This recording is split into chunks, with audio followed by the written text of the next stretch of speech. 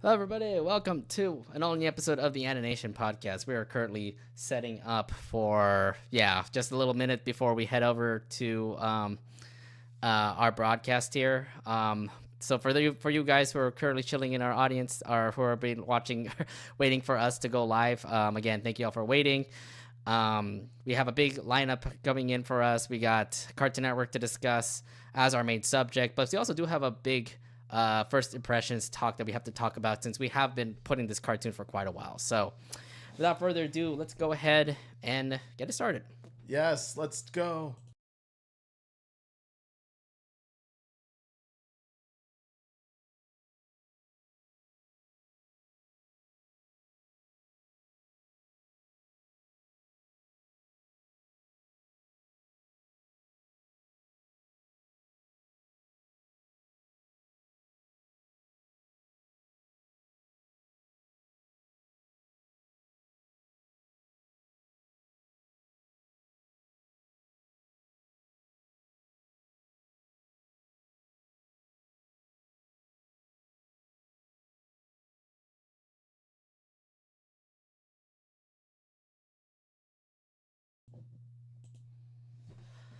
Okay.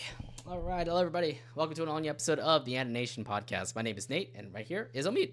What is up, Anination World? How y'all doing? I hope you're having a fantastic month, considering that just recently we had all kinds of sporting events as well as Valentine's Day. You know what? I have to say this. President's Day weekend was kind of interesting. Besides the whole NBA All-Star stuff, there was a lot of things happening on air that was kind of cool. SNL 50 was happening. Did you watch that, by the way?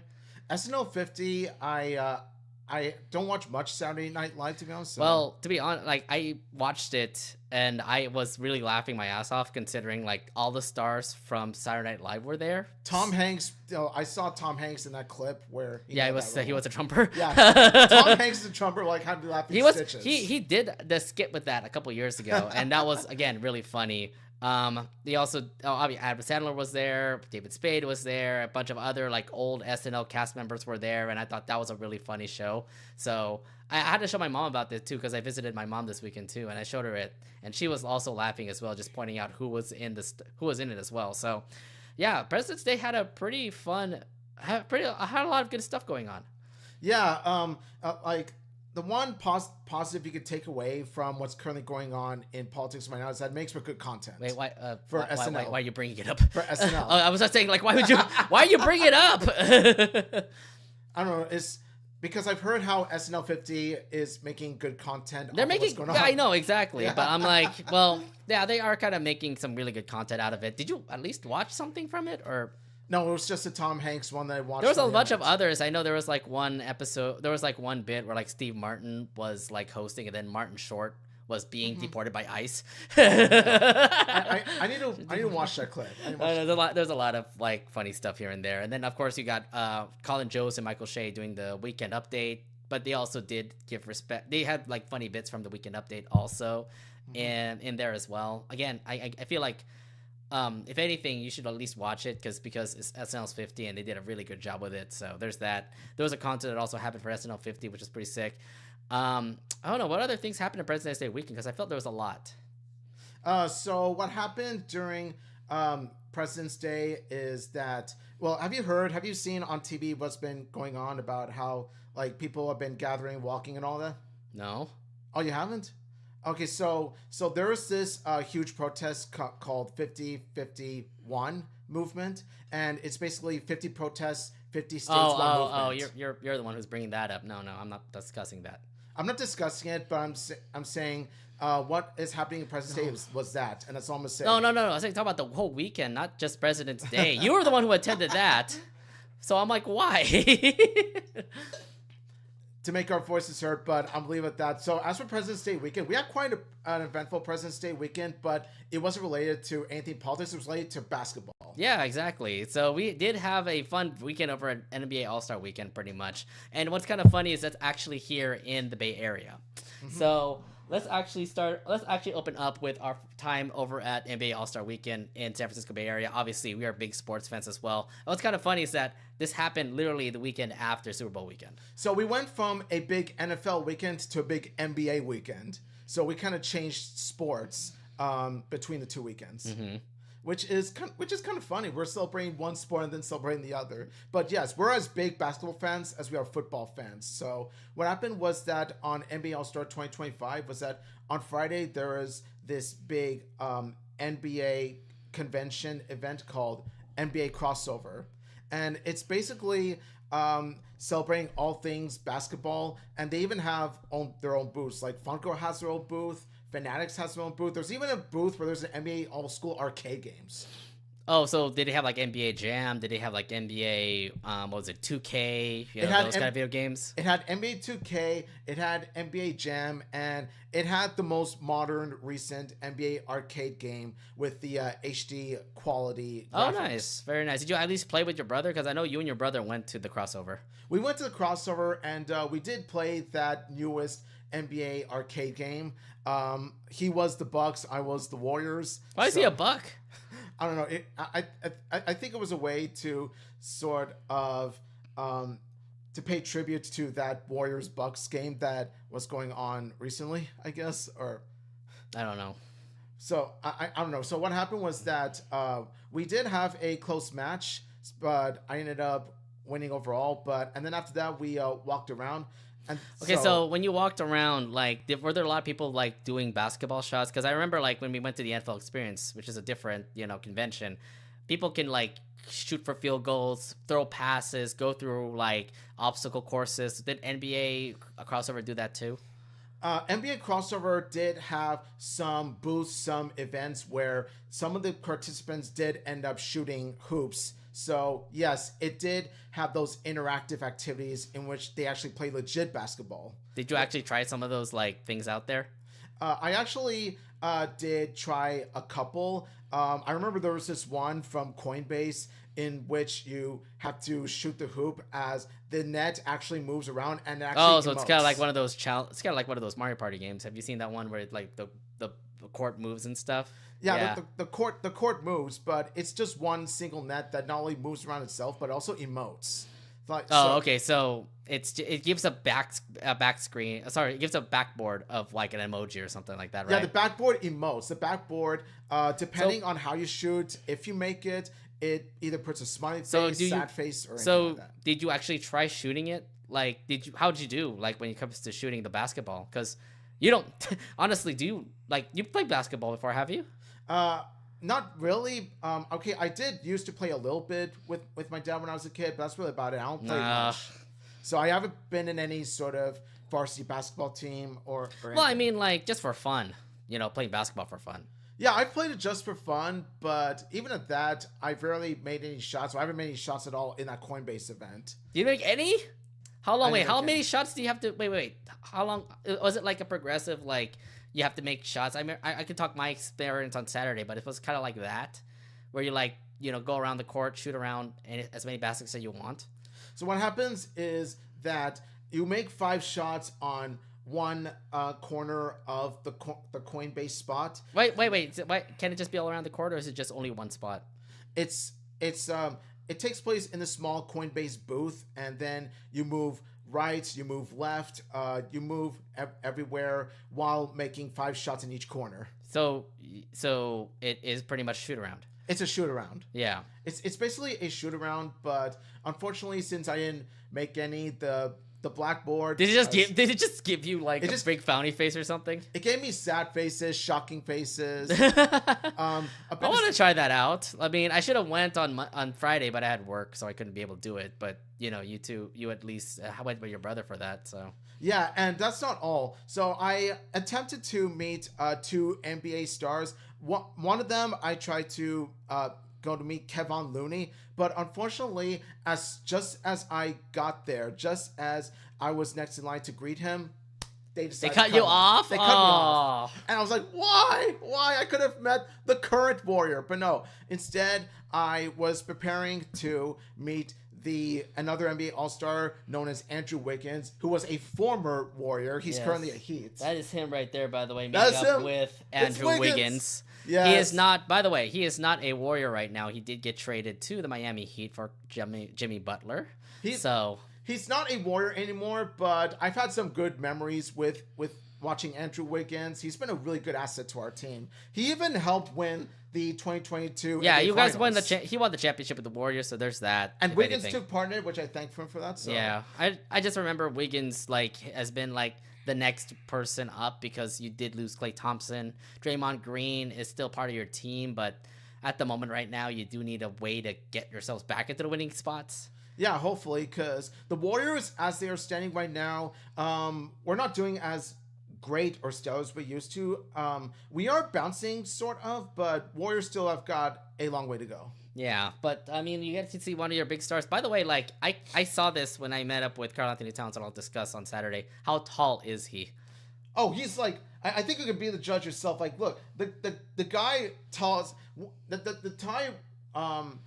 his height is NBA player kind of height. And by that I mean very, very tall. I mean, the guy can dunk. So yeah. Andrew Wiggins though, I mean, like it's so crazy how many of these NBA stars are like very tall and everything. I'm like, when you compare it to me, I'm 5'4". You're like 5'4" or something like that as well. I haven't measured myself, but what?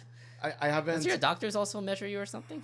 What I mean that is that I haven't gotten measuring tape to measure. Oh, I was just saying, like your doctor also does measure you whenever you go for a checkup or anything, right? I actually haven't gone to a checkup in a long while. Oh, so yeah. Oh, somebody you got to the doctor, but I'm fine though. But anyway, back to this. Andrew Wiggins, yeah, he's really tall, and I've had the pleasure of beating him. For all the reasons I stated, and plus, even though he's not a Warrior anymore, he'll always be a Warrior in my heart. Like I'll always know him as a Warrior. Yeah, for like a couple years in the Warriors. Now he's been a Miami Heat, if anything. But also, I sort of underestimated how long the lines can really be because it's a convention. You're expected to be long lines. Hello, you've been through this before in conventions. Yeah, but they weren't, this massively long. When it comes to NBA All-Star athletes in an event like this, and especially considering this is NBA All-Star, this is something that I This is also in Warrior Land, and you expect a lot of the Warrior players to get so many people trying to get autographs and pictures.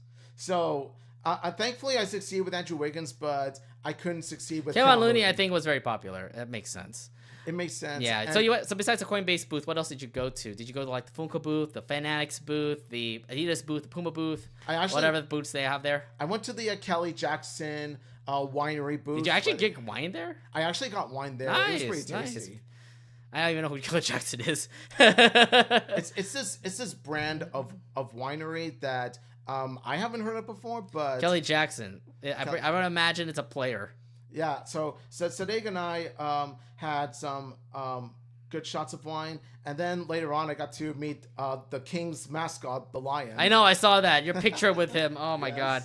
You know what's kind of crazy? Like, there are no Kings players that were actually in the All-Stars, and I'm like, are you freaking kidding me? They're just butchering out the Kings players. And then the only All-Star for the Warriors was Steph Curry only. So yeah, I was hoping that I get to meet Steph Curry at least at one point, but never got to. No, apparently not. But either way, like, we tried our best on the next day on Saturday to see Steph Curry, but he wasn't able to be there for that, unfortunately. Yeah. You're wearing your jersey too. Yeah, I have my Curry jersey ready for that, and I did get to meet a Warrior, but it's a former Warrior. Right. But that's all that happened on Friday. Anything else you want to bring up for that, or?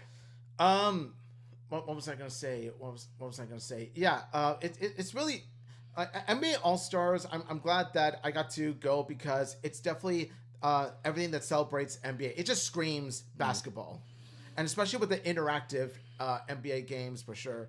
And plus, it was definitely a good excuse for today to visit us in our hometown. Well, to be fair, yeah, your brother. Yeah, my brother. Your brother. He's the one who wanted to come by for NBA. And by the way, like, he's a big NBA fan himself. Like, he's a big Aces fan because he lives in Vegas. Las Vegas Aces play there. So it's also the NBA team, a WNBA team. So obviously represent the WNBA, if anything. Yeah. You know what's surprised? I thought, like, in the whole NBA crossover, they'll talk about the Valkyries since that is a new WNBA team coming up. They have. I think they bound to talk about the Valkyries at some point during the NBA crossover because keep in mind it's a weekend event. It's not just it's not just one day. It's actually an entire weekend. I don't know exactly when they talked about the Valkyries themselves, but but yeah, it definitely celebrates the Valkyries too at some point. Yeah, because they are supposed to debut. This is their debut season. Is actually this season, so we can't wait to see how they will do in Golden State now. I rep the Valkyries, by the way. Let's go. Yeah, you didn't wear your shirt. I thought you were gonna wear your shirt today. I'm not going to be wearing my shirt today because of what we're going to be talking about next. But yeah, the Valkyrie shirt I'll definitely be wearing when I see them play. Right, they'll probably be playing in summertime, by the way. So it's gonna be a while. It's gonna be a while. I look forward to that. And also, as we talk about the NBA weekend, I also did finally attend NBA All-Star Weekend on Saturday. We didn't actually go into the NBA crossover this time. We actually went to a special event. Your brother gave us tickets for this Chase Freedom party that was going on. It was all upstairs on like the 4th floor of the Metreon building in San Francisco. And the thing is that it sucks because we had to be there all day. Because the thing is, like, there were a lot of good events here and there all day. Like, we had food there, we played basketball over there, and we also get some free swag from the Chase booth, which I thought was pretty sick. Yeah, I mean, like, and we also got some drinks as well. What's crazy is that, like, when it was about to be closing time, like from 3 to 6, there was an open bar, so we ended up getting like free drinks. I gave you drinks, and we all got drinks. And we kind of regretted it in the morning because I got a huge headache on Sunday. So yeah, let's just say that we took advantage of the open bar a bit too much. Yeah, I had a huge headache on Sunday, so I was trying to rest up because Sunday I didn't really do much anyways. Mm-hmm. But Saturday was crazy because me and your bro, we used to be varsity basketball people in our high school. Like, we played basketball for the varsity team. You know how to shoot, like this kind of stuff. So we didn't know that there was going to be like this competition that's going down. So they did this whole game of knockout, like I think they had like 2 sessions of knockout. And me and your bro tried our best to get in. We did get into the first session, which we actually get to see Trace Jackson Davis from the Warriors, by the way. Trace! Yeah, really tall guy. You needed a tall guy for the Warriors, by the way. So. He's NBA tall. That's all you say. Yeah, he is NBA tall. Holy shit. Like, when I saw him, like, close to me, I'm like, this is so freaking tall. He's really, like, that big, by the way. Mm-hmm. And then, but me and your brother made it to the first round. We didn't get top 3, which we would have gotten like great prizes from. Like, apparently the top prize was an Aces jersey, and I think your brother would love that. Oh, yeah. Only my brother would. Yeah. And then the second, we didn't know there was going to be a second one, but there was another session where we can actually try to meet up with Kevin Garnett and Karl-Anthony Towns who are both Timberwolves, by the way. Karl-Anthony Towns is not a Timberwolf anymore, by the way. He's now a New York Knick. Just the heads facts for NBA fans out there. We didn't know that we didn't know that they did another knockout session. So we decided to go join that one. Your brother said, like, I remember it, like, he texted up saying, like, I'm going to join the next one. I'm like, fuck it, I'm going to join it as well. So we played, but we both got knocked out, unfortunately, during that game. Yeah, so. I remember playing the knockout session at the beginning. I got knocked down before you guys did. Yeah, well, to be fair, it's a lot of... It's pretty easy. It's just you got to shoot from the free throw line, but... Yeah, unfortunately, I wasn't able to do it in time like you guys did because it's also very... it also tests your time about... like. Well, yeah. No. They time you. They don't time you. They don't time you. The thing is... So... I don't know if you heard the rules. It explained the rules on how to play knockout. So when you make your shot, you have to make, like, in your free throw line, for example. Like, if you're the first one in the free throw line, you shoot, and if you miss, you have to get your rebound and shoot it again. If the other person behind you shoots and he gets his bucket in first, then you're the one knocked out. Yeah. So it's more of like, make sure that the person behind you does not, knock you out or anything. That's how the game works. There's no time limit. So when I saw one of the staff members pretty much laying out their hand and saying, "Hand me the ball" or something, that's when I knew I lost. Yeah. That's when I lost. You lost because somebody else was behind you and they knocked you out. Yeah. So ever since then, I was watching my brother and Nate pretty much shoot and make it through all these rounds, and it got to a point where they ended up in like the top 10. We did end up getting to the top 10 again. I did say we did get knocked out. Like, what was it? We did get knocked out like for the second session. Yeah, we couldn't be able to meet Karl-Anthony Towns and Kevin Garnett for that basketball session, but we did get perks. We can actually meet up with Kevin Garnett and Karl-Anthony Towns. Unfortunately, Kevin Garnett said that he didn't want to do the photo shoot anymore. I'm like, okay, fine. What about Karl Anthony Towns? And he said yes. And this is where I have my photo with Karl Anthony Towns. And I swear to God, look at him, dude. Look at me compared to that guy. Yeah. Like, he's so freaking tall, like 6'7" or something like what that. NBA player isn't tall? I mean, that's true. But I mean, like, God, I get it. Like, they're very tall people. They know how to freaking, like, dunk a ball and stuff like that. Like, me compared to him, I feel like a freaking, like, small guy compared to, like, Cat right there. Yeah. Yeah, one thing you got to keep in mind about the NBA players is that because of their height and, of course, their overall skill, that's how they're able to make all these nets and become the talented players they are. They are very talented people, though. Yeah. I mean, Karl Anthony Towns is an all-star, by the way. So he made his time out to at least, you know, visit the Chase Freedom party that was going on. Yeah, so, and it was quite a nice. festival. It was nice, yeah. It was quite a festival, not just with all these activities, snacks like free kettle corn, but there was that was true. The free food that they gave out. Oh my God, that was great. That was great. The only food that was free was the kettle corn and the open bar. The chips, yeah.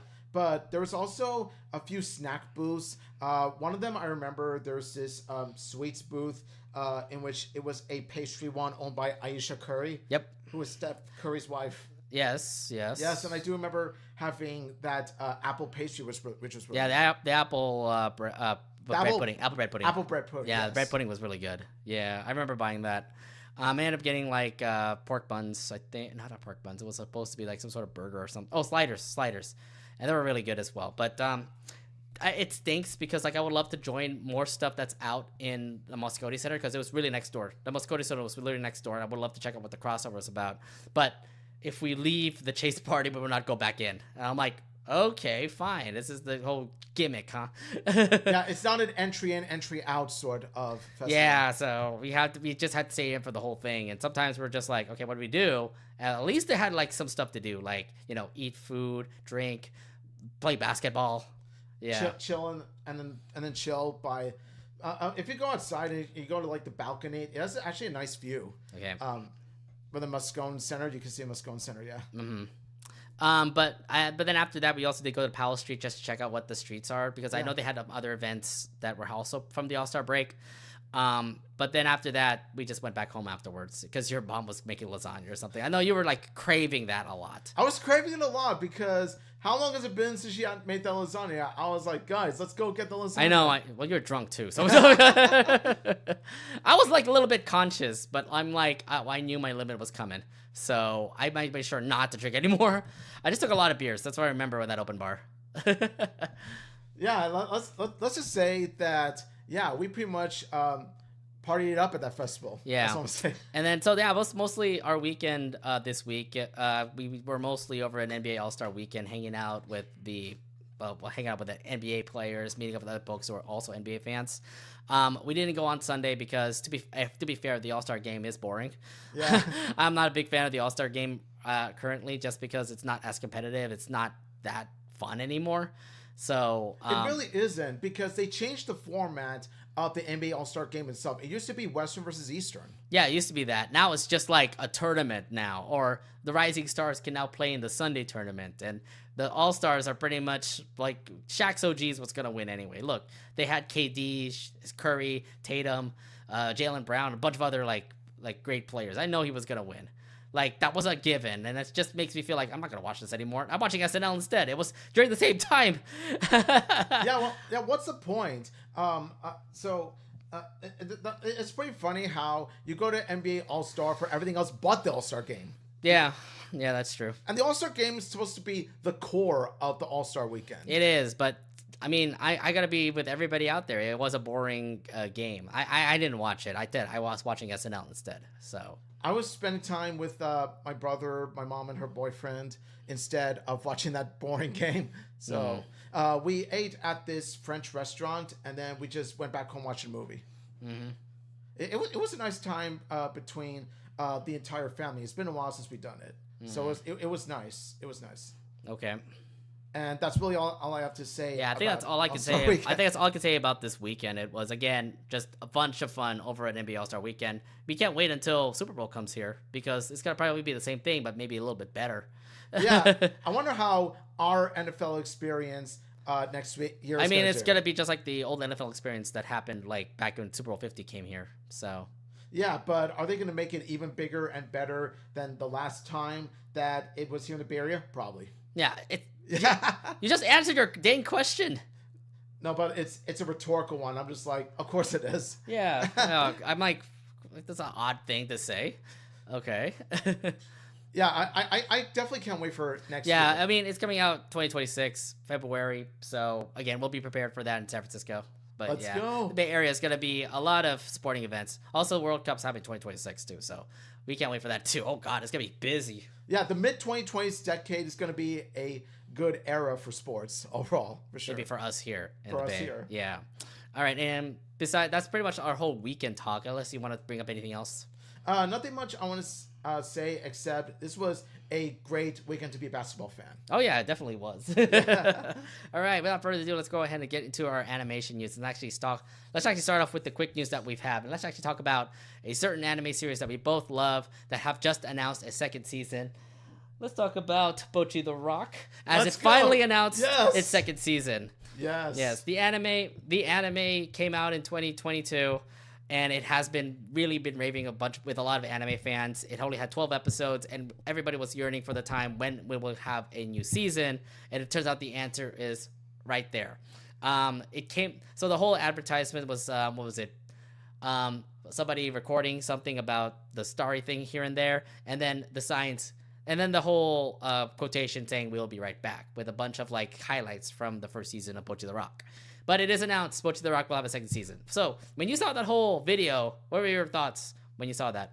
I was squealing with glee. I was like, I had a huge wide smile on my face because it was a surprise announcement that came out of nowhere, and it gave me hope that, oh my gosh, there actually is a season 2. It's actually going to exist.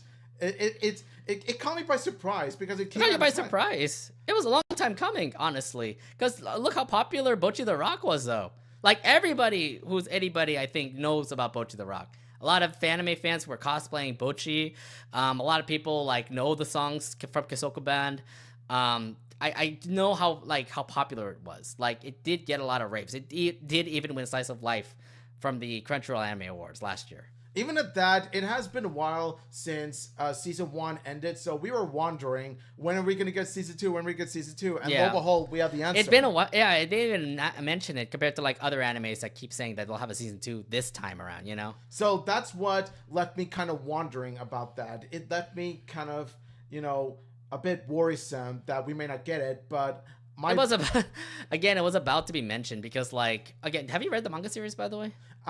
I have a collection of the manga series. I haven't read all of them, but I read about 1 or 2 volumes here and there. So if you go past the second volume, then there are more things about Bocchi The Rock. Like, there are more stories that are coming up for Bocchi The Rock. Like, a brand new member might be coming in, or a new band is probably forming. I'm just saying, like, keep reading. Then you'll understand there is more Bocchi The Rock that they have to have a second season. Like, I just waiting for that announcement. I was like anticipating for it. I just don't know when it was gonna happen.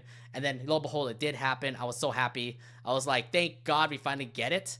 But then the other thing too is that it's not coming out this year. It's coming out next year. Yeah, when I heard that it was announced it was going to be releasing in 2026, I was thinking to myself, I can't wait that long though. I can't wait that long.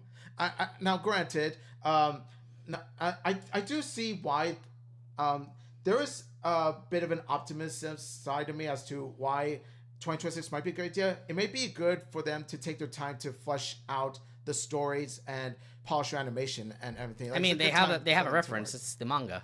They have the reference. It's and even at that, I feel like the longer we wait, I think that it'll be worth it when we see results. Oh yeah, definitely worth it. I mean, if we're gonna see the same animation, see the same Bocchi being Bocchi, see the same band members, Kisoku band members being awesome, I can imagine it being a great second season for it. It's gonna be the same everything that made season 1 great, except that they're going to amplify it even more in season 2, which I'm excited for. Yeah, season 1 was absolutely amazing. A lot of great moments happened in season 1. I just remember like how Bocchi ended up being in the band. She was performing with Niji and Ryo, and then I remember she was like they were all saying like she performed, and then they said she sucked, and then she's just like on the floor just going like, oh, it's the end of me, the show's over, guys.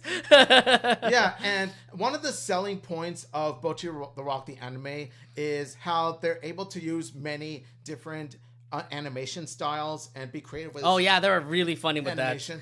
That. They were really funny with that, especially with Goto, aka Bocchi's over the top reactions. There was even one where she went full on polygon animation. Oh yeah, yeah.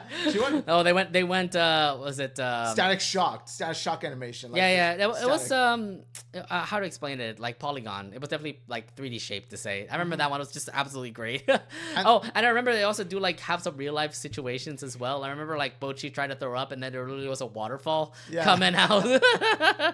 So that's what I like is that when it comes to animation wise, it really does it perform all these crazy animation experimental moves to really emphasize the deep emotion that Bocchi's feeling. Yeah, I mean, the whole show itself is just a work of art. It's just really funny and stuff. And like every character from Keisoku Band has just been lovable. I love Kita.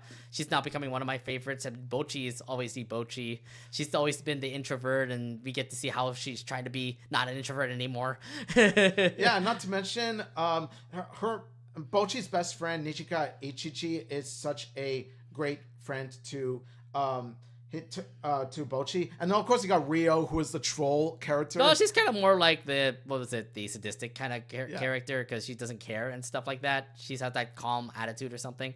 Yeah, like you Rio's don't really the kind of character that gives 0 Fs. You really don't see like much emotion when it comes to her, and plus like I like her a lot. Like she's my favorite, I would say. Because like Kita, she's very hyperactive and she's totally into social media and stuff. I remember that one moment where Bocchi like goes all like, I don't want to be a part of social media, and then she like lays on the ground, her soul's about to like get lifted up. Yeah, she's overly extroverted. She's very happy-go-lucky. We just love her for it. Yeah. Yeah, that's what I like, is that each and every single one of these members of the Keisoku Band have their own charm and personality that makes it stand out. And it all worked out. I mean, like, they did end up giving a great performance in the final episode of Season 1. Yeah. Again, Season 2 is now coming out. Now it makes us think of, like, what do you want to expect to see in Season 2? Yeah. It makes me wonder. I think Season 2, they're going to dive even deeper into their friendships, but I like to see Season 2 go heavily into their own family lives, as well as give character development to Kikuri Hiroi and her sick hack band. Well, she said, their manga's coming out real soon. I would imagine that anime series will be popping up for that one. Yes, which I'm hyped for, by the way. Well, I know she'll come back. I know that she's coming back for second season for sure. Maybe like to help Bocchi or something, or help the Keisoku Band. But yes, I just hope that drunk girl. She's literally a drunk girl, honestly, guys. Or if you want to elevate the drama of the series, have it be so where it'll be a Battle of the Bands competition between Keisoku Band and Sick Hack. If that does happen in the manga. I don't think so. Does it happen in the manga? I don't know. I don't think so. Again, I have to read the manga more. I just know that there are more people that are going to like Keisoku Band, and again, I just need to keep reading. I'm currently in second volume, and second volume already mentions what's going to happen next in the second season of Bocchi The Rock. You're already ahead of me, so take it for what it is. Like, we both have a long way to go. It's a great time, and plus, like, again, all the right now, all the Bocchi The Rock volumes, I think from like 5 to 6, or like from 1 to 6 are currently out right now. So if you want to get it, go grab it before season 2 comes out. Yes, especially they're definitely available. They're definitely available in retail stores. They're available on Amazon and everything. So definitely go get your manga, Bocchi The Rock manga. If you want. I'm talking to you. I'm talking to you because you're the one who's supposed to catch up. Yeah, I'm supposed to catch up. I do have a small Bocchi The Rock collection. That's what I'm saying.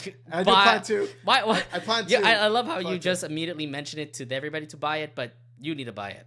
I mean, I need to buy more, but I'm recommending it to the audience, saying if they want to check out the manga, go ahead and buy it themselves. Man, we're getting out of place again.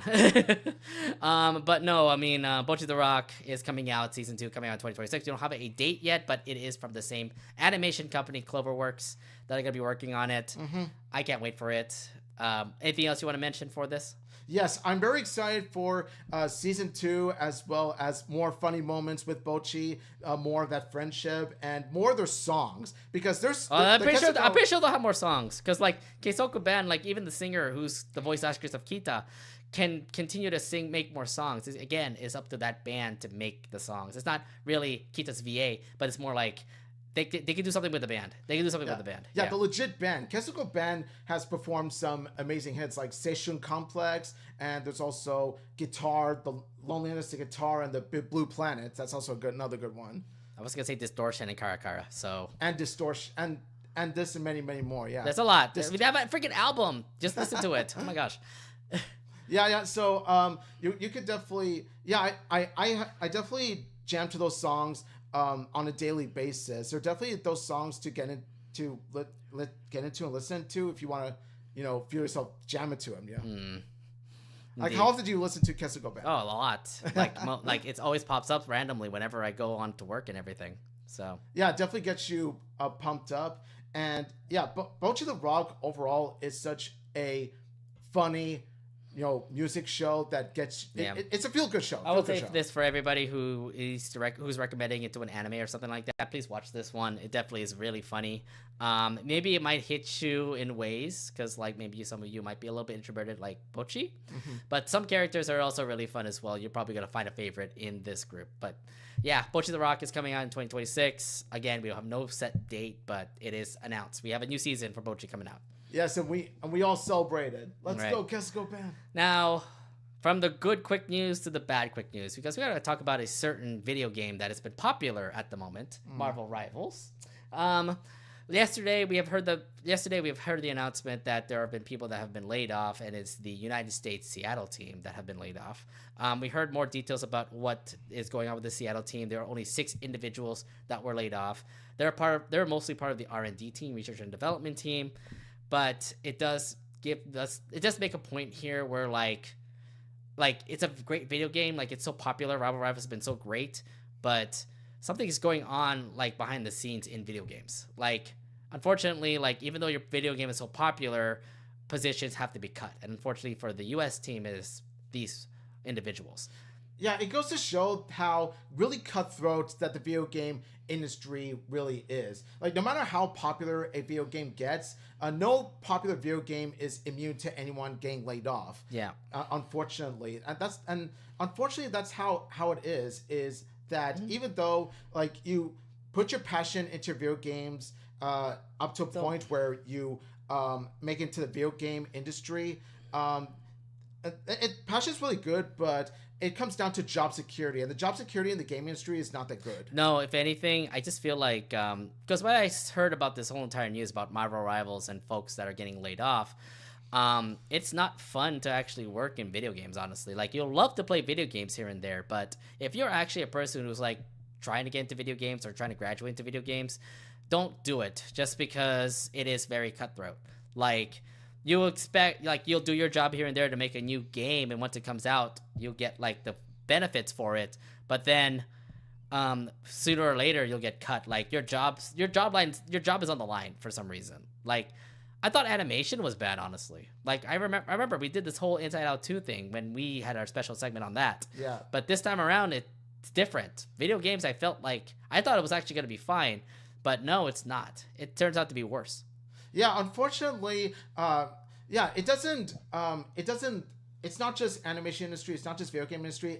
It's different kinds of industries that have their own cutthroat situations in which even though you land on a job, chances are you won't keep your job for long. Unfortunately, and it's also true for industries like the tech industry, as for example, as well. Honestly, like everybody's been going through layoffs, and I don't know what. It just feels like businesses keep on doing it. Yeah. And look, we always say this every dang year: people get people get laid off, and we always feel the same emotion. Oh, it's gonna be sad. It's all gonna be like that. But like, look, like my company went through it. My company went through layoffs. And we're struggling with it at the moment, and we're going to drive through it. We're going to thrive through it. We're going to just do some reorganization here and there. For these people who are currently laid off in Marvel Rivals, this is just only 6 members, but I was kind of thinking about it, like how big of an impact is it leaving those guys?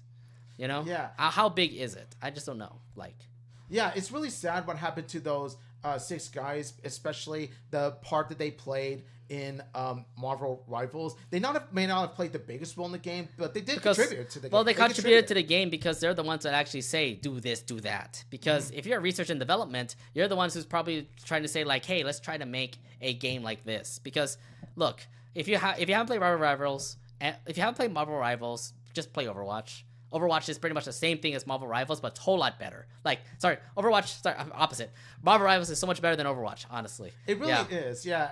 It's Marvel Rivals is definitely the hype right now, and these 6 guys help make it the hype. And the way they get paid back like this is such a bad way to. Well, I mean, this is how they get repaid. Well, here's the thing. Like, my thing is that Marvel Rivals may have been like in the works for like what 2 or 3 years before it came out. Because I know it takes a while to make a game like that. So maybe they've already made their they've already made like their research and development stuff here and there, and then it's up to the people in China to pretty much make the game. And they made the game, and now the game is very popular. Unfortunately, just for I don't know, it's all based on like what Marvel Rival fans are, what the Marvel Rival people are doing. They're the ones who are saying, like, I don't think this is going to be beneficial, so we have to cut you guys. Yeah, it is unfortunate for that. But here's the thing. I think I do feel something good for them because, like, say, for example, you did get cut off from the team. It's unfortunate. But look at what you have in your resume now. You have Marvel Rivals in your resume. And based on how popular it is at the moment, you're going to find a job somewhere in the indie game community, in any game community, to say. Yeah, I have a feeling that based on having that in the portfolio, yeah, I think you said it best, is that it's going to be easy for them to land in another gig. It's just hopefully sooner rather than later they get back on their feet. Because, yeah, they did an incredible job when it comes to their parts in this game. Yeah, because, like, at the moment right now, Marvel Rivals has just been amazing. You played a couple games. Like, what are your thoughts on the game right now? Marvel Rivals is a ton of fun. I haven't played it nearly as much as some others have, but from what I've played, it is a whole lot of fun. I can see why it's You only played like a certain amount of heroes, right? Just a certain amount. There's like tons of heroes over in Marvel Rivals. Like I tried Mantis, I tried Luna Snow. I'm a big fan of was it Hela right now? Moon Knight has been a really fun player for me. If I'm gonna go tank, I would go for Groot or Captain America. I've just been very picky of like who to pick because like I would love to play everybody. It's just that I'm kind of sucked with everybody, with certain people. Like I love to play Iron Fist. It's just that I have to really be deep in there in order to punch people, And again, it's like when you think about it, it is kind of like Overwatch. What do you do with this player? You do this strategy. What do you do with that player? You do with this strategy. Yeah, when it comes down to it, it sort of varies from person to person, the kind of character that they excel with, and then that ends up being the main. Yeah, it kind of depends I was gonna say I was gonna say for you, play more so that you can actually understand more of the players and of the characters that are gonna be in the game. Yeah, because they are bringing in the Thing now. So I heard about I did hear about that. F4 hype, by the way. Fantastic Four. We're just waiting for the Torch to come out, the Human Torch. Flame on! Yes, and we have the Invincible Girl and Mr. Fantastic already in there as well. So yeah, I'm looking forward to it. But as of now, my mains are Luna Snow, of course, and they got Iron Man, Venom. I play Captain America, who's pretty strong as well. I like Captain America. He really is like the Reinhardt of the game. Because you really have the shield on and you're pretty much protecting your teammates. Oh, that shield can do you a lot of wonders when it comes to playing the game. Mm-hmm. But yeah, I mean, I do love the game. And I feel like even though these people are going to be gone, the game is still going to thrive. Like, no, you're not gonna lie. It's still going to be good. Marvel Rivals is going to be fine.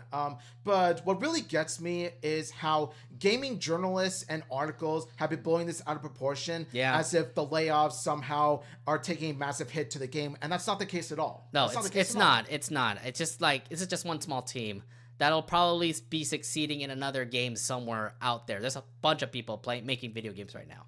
Yeah, it's a small fraction of people that got laid off out of many people that worked on it. And I felt like this whole news that just came out from Marvel Rivals, but I think you're right, blown out of proportion, was not really big news, honestly.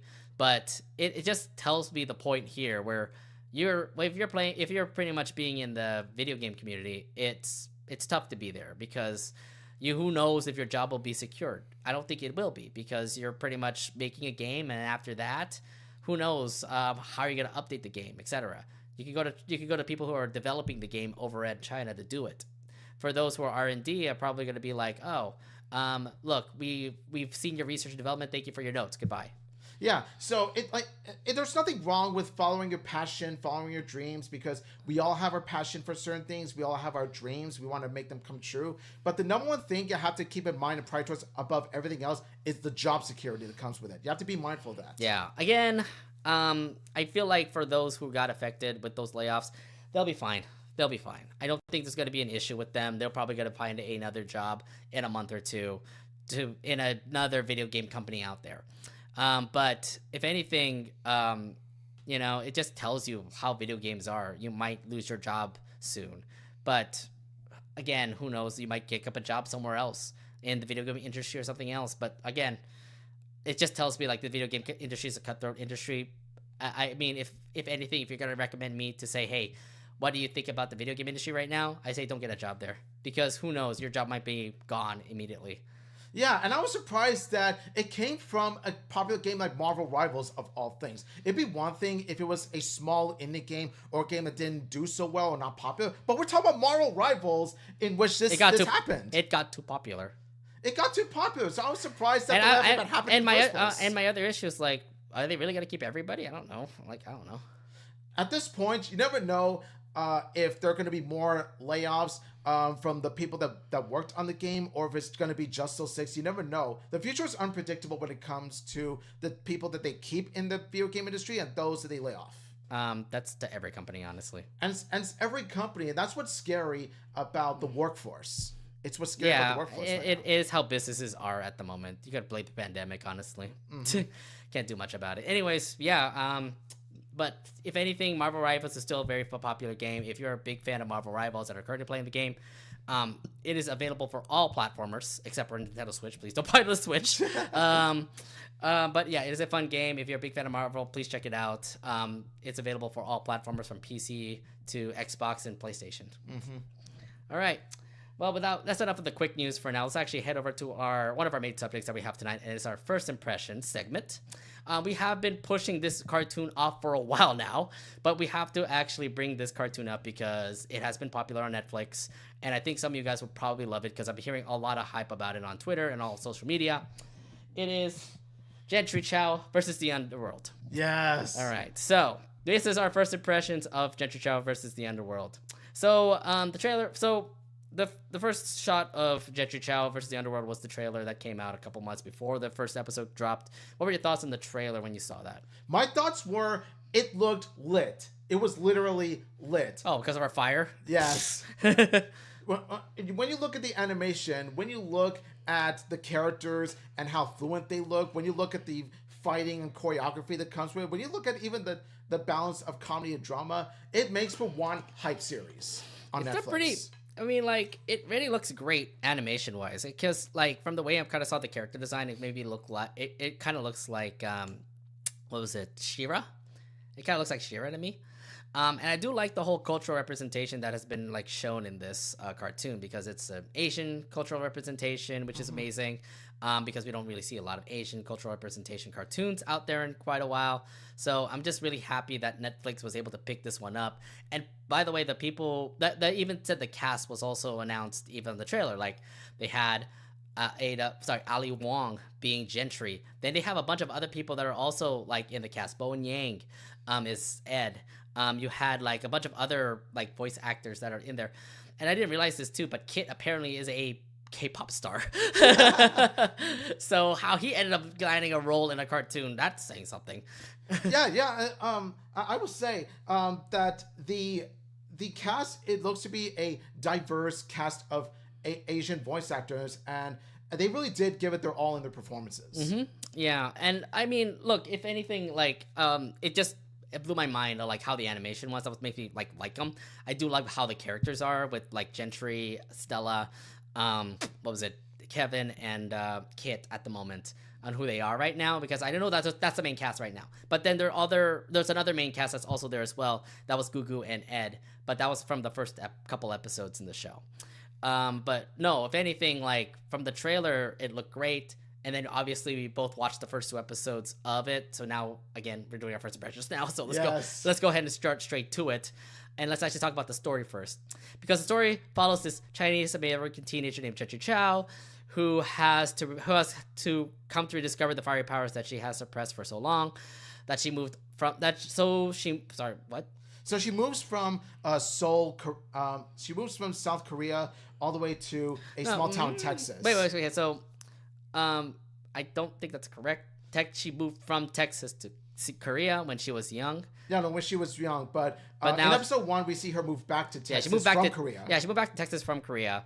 And the other thing, too, is, again, we'll discuss the story a little bit more there. A demon king is trying to hunt her down because her superpowers are very powerful, that he wants to possess them. So what do you thought of the premise so far with the story of, like, how Jentry Chau versus the Underworld is?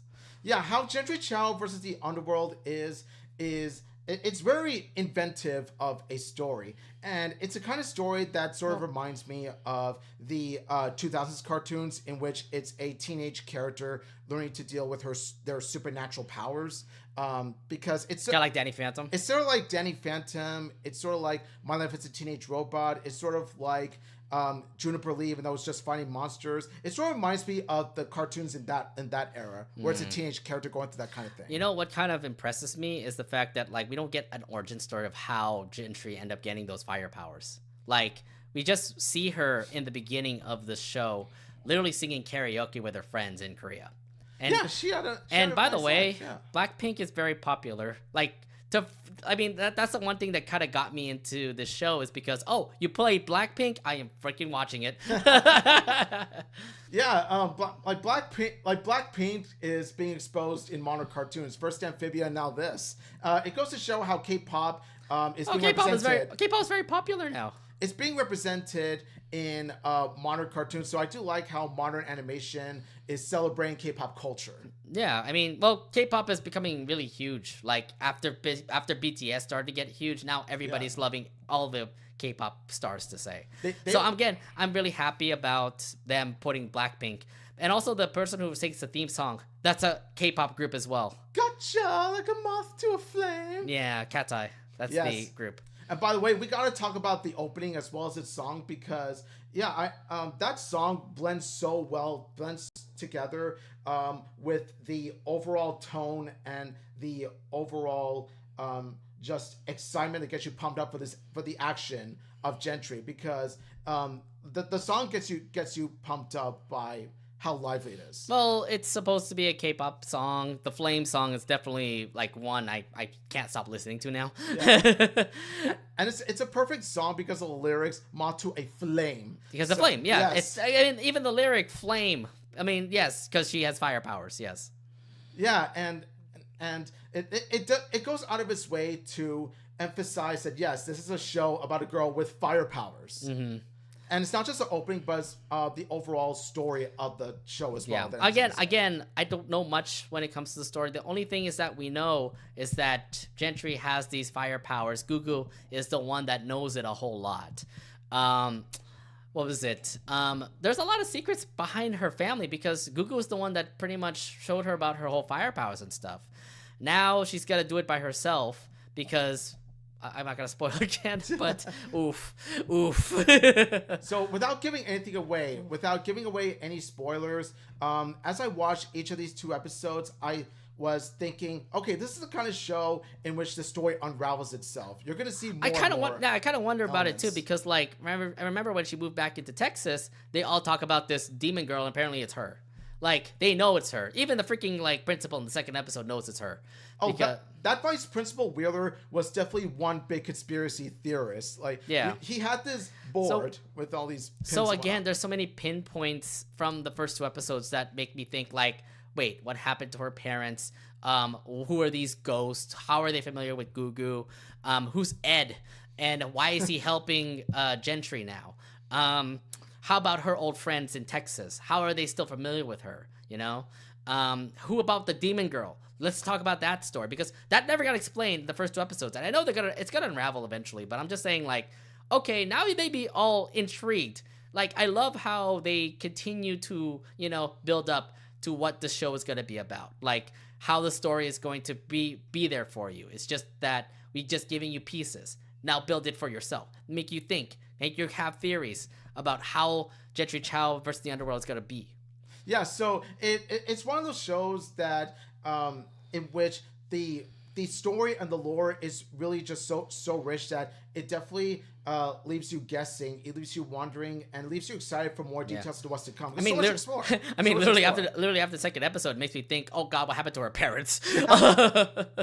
And that's another thing, that there's so much to explore when it comes to, Gentry's parents. There's so much to explore when it comes to like everything that were introduced in the first episode, second episode. I just remember like from the first episode, oh my God, I thought we were done. Like, okay, again, I do not want to put spoilers, but something did happen in the first episode where maybe tear up a little bit. But thankfully, she's still alive, quote unquote alive, quote unquote. And you'll definitely see what we're talking about. But yes, the way they handle this character when it comes to their lifespan was definitely so unique, and it's definitely a unique way to, play around this character. Mm-hmm. That's all I'm gonna say. Look, she's important. She's important. I don't want her done already. I just want her to at least continue on with the show. Either way. Anything else from the story that you want to bring up? So what I like is that it's also Gentry coming to revisit her past after so long, because this was her childhood home in Texas. Yes. So we do see that later on in the second episode, when she returns to Texas, about how things are, how the town was recovering after that huge fire that happened, according to her her conversations with her childhood friend Michaels, about how like he revealed to her everything that went down ever since that fire incident happened. So I like how they're giving such story to the setting of Texas as well. Yeah, I'm wondering how that town is looking like after the whole Demon Girl incident. They're calling it a Demon Girl incident. It also happened like many years ago. It's apparently makes it a tourist trap. And I'm like, you're serious? Because of a destructing thing that happened? Yeah, but it would take so many years, I would imagine, to rebuild. So I'm glad they rebuild. And there are some interesting buildings in the Texas area that stood out to me. Not just the school that Gentry goes to, but there's also this one chicken place that Michaels works at, known as Mimi. And it reminds me of Buc-ee's. Like Mimi's like the I know, but it kind of reminds me of Buc-ee's, like the IRL Buc-ee's. I don't know if you heard about Buc-ee's, but I remember it's very popular. I don't think I've been, but no, because it's all the way down in the south. We never go down in the south. Yeah, that's true. But anyway, so it makes for some really funny comedy when Gentry and Gugu are eating at Mimi's, and then like Gugu goes like, "Oh, it's your birthday." Oh yeah. And then Gentry gets all embarrassed. And by the way, the worst time for Gentry to be dealing with the situation is when her birthday approaches, because she had to deal with this like all the events of episode 1. Her birthday was approaching, and she was about to spend time with her friends in Korea. So you got to feel for her. I was kind of wondering how that'll go, because like I wonder how her friends are dealing with the fact that she's not there in Korea anymore, because like they came out all of a sudden, and it makes it really upsetting that she had to leave her friends in Korea, because they looked to be a legit group. They were having fun. They were having fun singing karaoke, and then like, what was it, Gentry having her 16th birthday? I would imagine her being 16 in Korea is going to be a fun event. They might do more stuff in Korea. They were a legit squad. Like, they sang karaoke together. They were, and also they were watching this one anime together, or sharing their passion for that one anime together. They weren't watching the anime together. They were literally they weren't watching it. They're about to. They were about to. Like, they were anime fans together. They were about to have their own fun. Yes. And it left me feeling sorry for Gentry, because it was the worst time for her to be dealing with this fire stuff and demon stuff. It was the worst time because it was her birthday. Right. Imagine if that happened when on your birthday. Of course. Yeah. But anyways, by the way, I think you kind of explained the first 2 episodes. I was like, wait a minute, we're kind of going deep already into the first 2 episodes.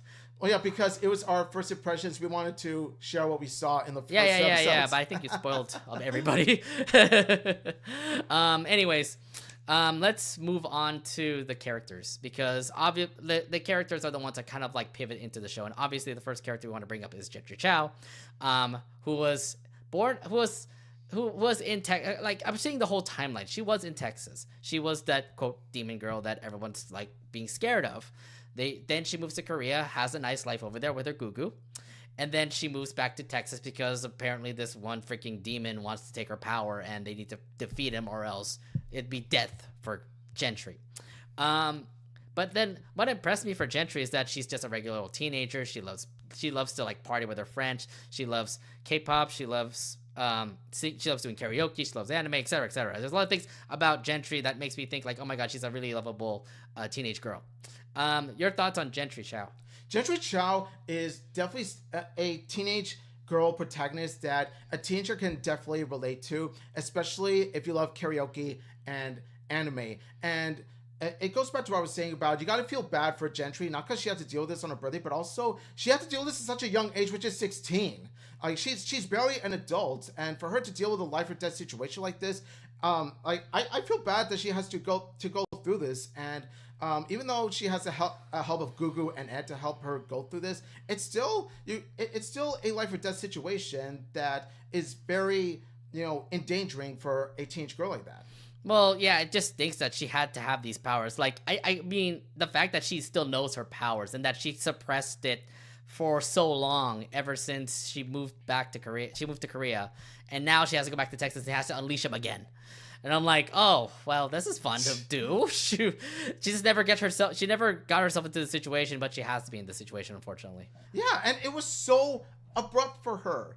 But thankfully, Gentry, even though all these things were abrupt for her, I do admire that she's tried to be as patient as she could possibly can, especially with her training with Gugu and Ed. She tries to learn to deal with her powers, try to control them. Mm-hmm. And even though it's going to take a lot of practice, a lot of training, she is still learning, and we are confident that by the end of the episode, she'll already be a fire master. Yeah, also another thing too, what is up with her style? Like every freaking episode I've been seeing, she just continues to change her clothes. And I'm like, okay, I like your style. Yeah, I gotta give major bonus points to Jentry Chau, like this series, for not wearing the same clothes every day. And another thing too, I mean, even though I watched the first episodes of the show, I swear to God, every boy she sees, she falls into. What the freak is up with her? Yes, and there are two... I get it, her hormones is probably popping up right now, and I'm like, I get it, you like him, he was your childhood friend. Oh, you like this new kid that just came into your life because she rescued you, and then you just started blushing in front of his face. I'm like, okay, I don't know, every freaking guy that Gentry has been been seeing with, she's just in love and stuff like that. I'm like, my God, girl, what's wrong with you? Yeah, it's teenage girl love. Like it's very natural for a teenage girl to go through this phase. And speaking of boys, we're gonna talk about the main two boys that Gentry does fall in love with. Well, one is, of course, Michael, Gentry's childhood friend. And then you got Kit, a boy that Gentry has a crush on. Okay, for Michael, by the way, like, I've not seen much facts about him. I know that he's a sports guy, and I know that both of them did hang out. They were childhood friends and stuff like that. Mm-hmm. I do love their whole reunion, by the way, like, because both of them looked like they had a thing going on because they were childhood friends and stuff, but there wasn't really much facts about him. The only thing I know about Michael is that he has a girlfriend, and it's Stella. So I thought it was awkward, by the way, when I saw those three together, and I'm like, oh, I'm so sorry, Gentry. Yeah, based on what we know from these two episodes, we just know that Michael and Gentry are childhood friends, and Michael was the one that was explaining to Gentry what went on shortly after the fire incident took place in the town years ago. Yeah. And that's really all. But there were these cute moments with Michael and Gentry where they were like, oh, and this is where Gentry went down the slide. Okay, yeah, I get it. It's a whole freaking thing. Yes, we get it. But again, we're only talking about the character. We're not talking about everything that happened with the character. All right? Yeah. So Michael, again, what I'm seeing from him is that he's just a football player to me. He's just a jock. Yeah, that kind of stuff. But although the other guy, Kit, is surprising me a little bit. Because he just popped out of nowhere. He just rescued Gentry. Cool. And that's it. I'm like, okay, I guess he's a cute guy. He's a K-pop, he's a Korean guy. Cool. Again, from the first 2 episodes, there's nothing much that impressed me. Yeah, for the first 2 episodes, he just stands out as just the boy that Gentry has a crush on. That's it. Yeah, and I can totally see. I mean, Gentry freaking loves boys, I guess. Again, her hormones was going all over the place. What teenage girl doesn't love boys? Right? Oh, and also Stella. Like, she was her first best friend in Texas, by the way. Like, she was the one that actually provided Gentry, like, what's going on around the school here and there. And look, it was because of her that she started making more friends over in that, that high school that she now got herself into. So, if anything, I think we should give props out to Stella, too, because she actually helps out Gentry a whole lot, trying to get herself socialized, get herself situated into that new high school that she was in. Yeah, so what we ask from the show is that we do hope that the show fleshes out the high school characters other than Gentry, like Michael, Stella, and Kit. Like, add more layers to them. Well, another character I also want to bring up is the principal or the vice principal of the school. The whole thing is that she obviously he's so weird. Like, he's such a conspiracy theorist person. Like, he was literally trying to pinpoint who the demon girl is. We have our answer from episode 2, by the way. But how do you feel about him? Because he's like one of those weirdos, He's kind of like Dizzle Crocker with fairies, Vice Principal Wheeler stands out as the most interesting character in that River Fork High because of how immediately they gave him an eccentric, wacky personality, being a conspiracy theorist. I feel like the voice actor has a fun job voicing the character. Already they got his personality down to a T. Already he's suspicious. Like, like I feel like Vice Principal Wheeler, just like from the moment he shows up, he already steals the show in River Fork High, or at least one of them. Either I don't know. He's something, by the way. Like, I mean, he's not gonna be one of my favorites. I'm just mostly relying on Gentry, Stella, the whole high school squad. Like, what was it, Kit, Michael, Stella? I think those guys, those squad is gonna be like the one focus I would be looking for. I mean, eventually those guys are probably gonna be like fighting demons and stuff because Gentry will probably tell them secrets or something like that. That's my prediction. Mm-hmm.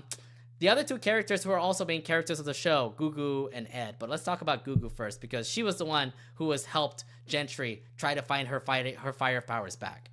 Yeah, she was even the one that summoned Gentry to go back to Texas so that she can train her. Well, because the whole thing about the curse and stuff, right? Because, the whole thing about the curse. Yeah, because like I don't know what happened, what Gugu did, but apparently once Gentry hits 16, that the whole Mr. Chang guy can be able to take her powers or something, and of course Gugu doesn't want that to happen, so it's that's why the whole fight happened in episode 1.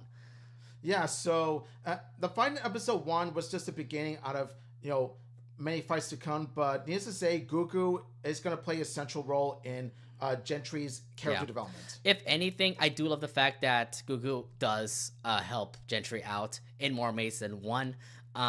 She's helping her out through like so many situations. I know in episode 2 there was a moment where Gentry, like, what was it, needed help, and Ed and Gugu were there to help him out, which it just tells me like, look, Gugu's gonna be so big. She's gonna be so big in this show, so just keep focusing on her, considering that she was going to help Gentry, but at the same time, wonder why she made that deal with Mr. Chang in the first place.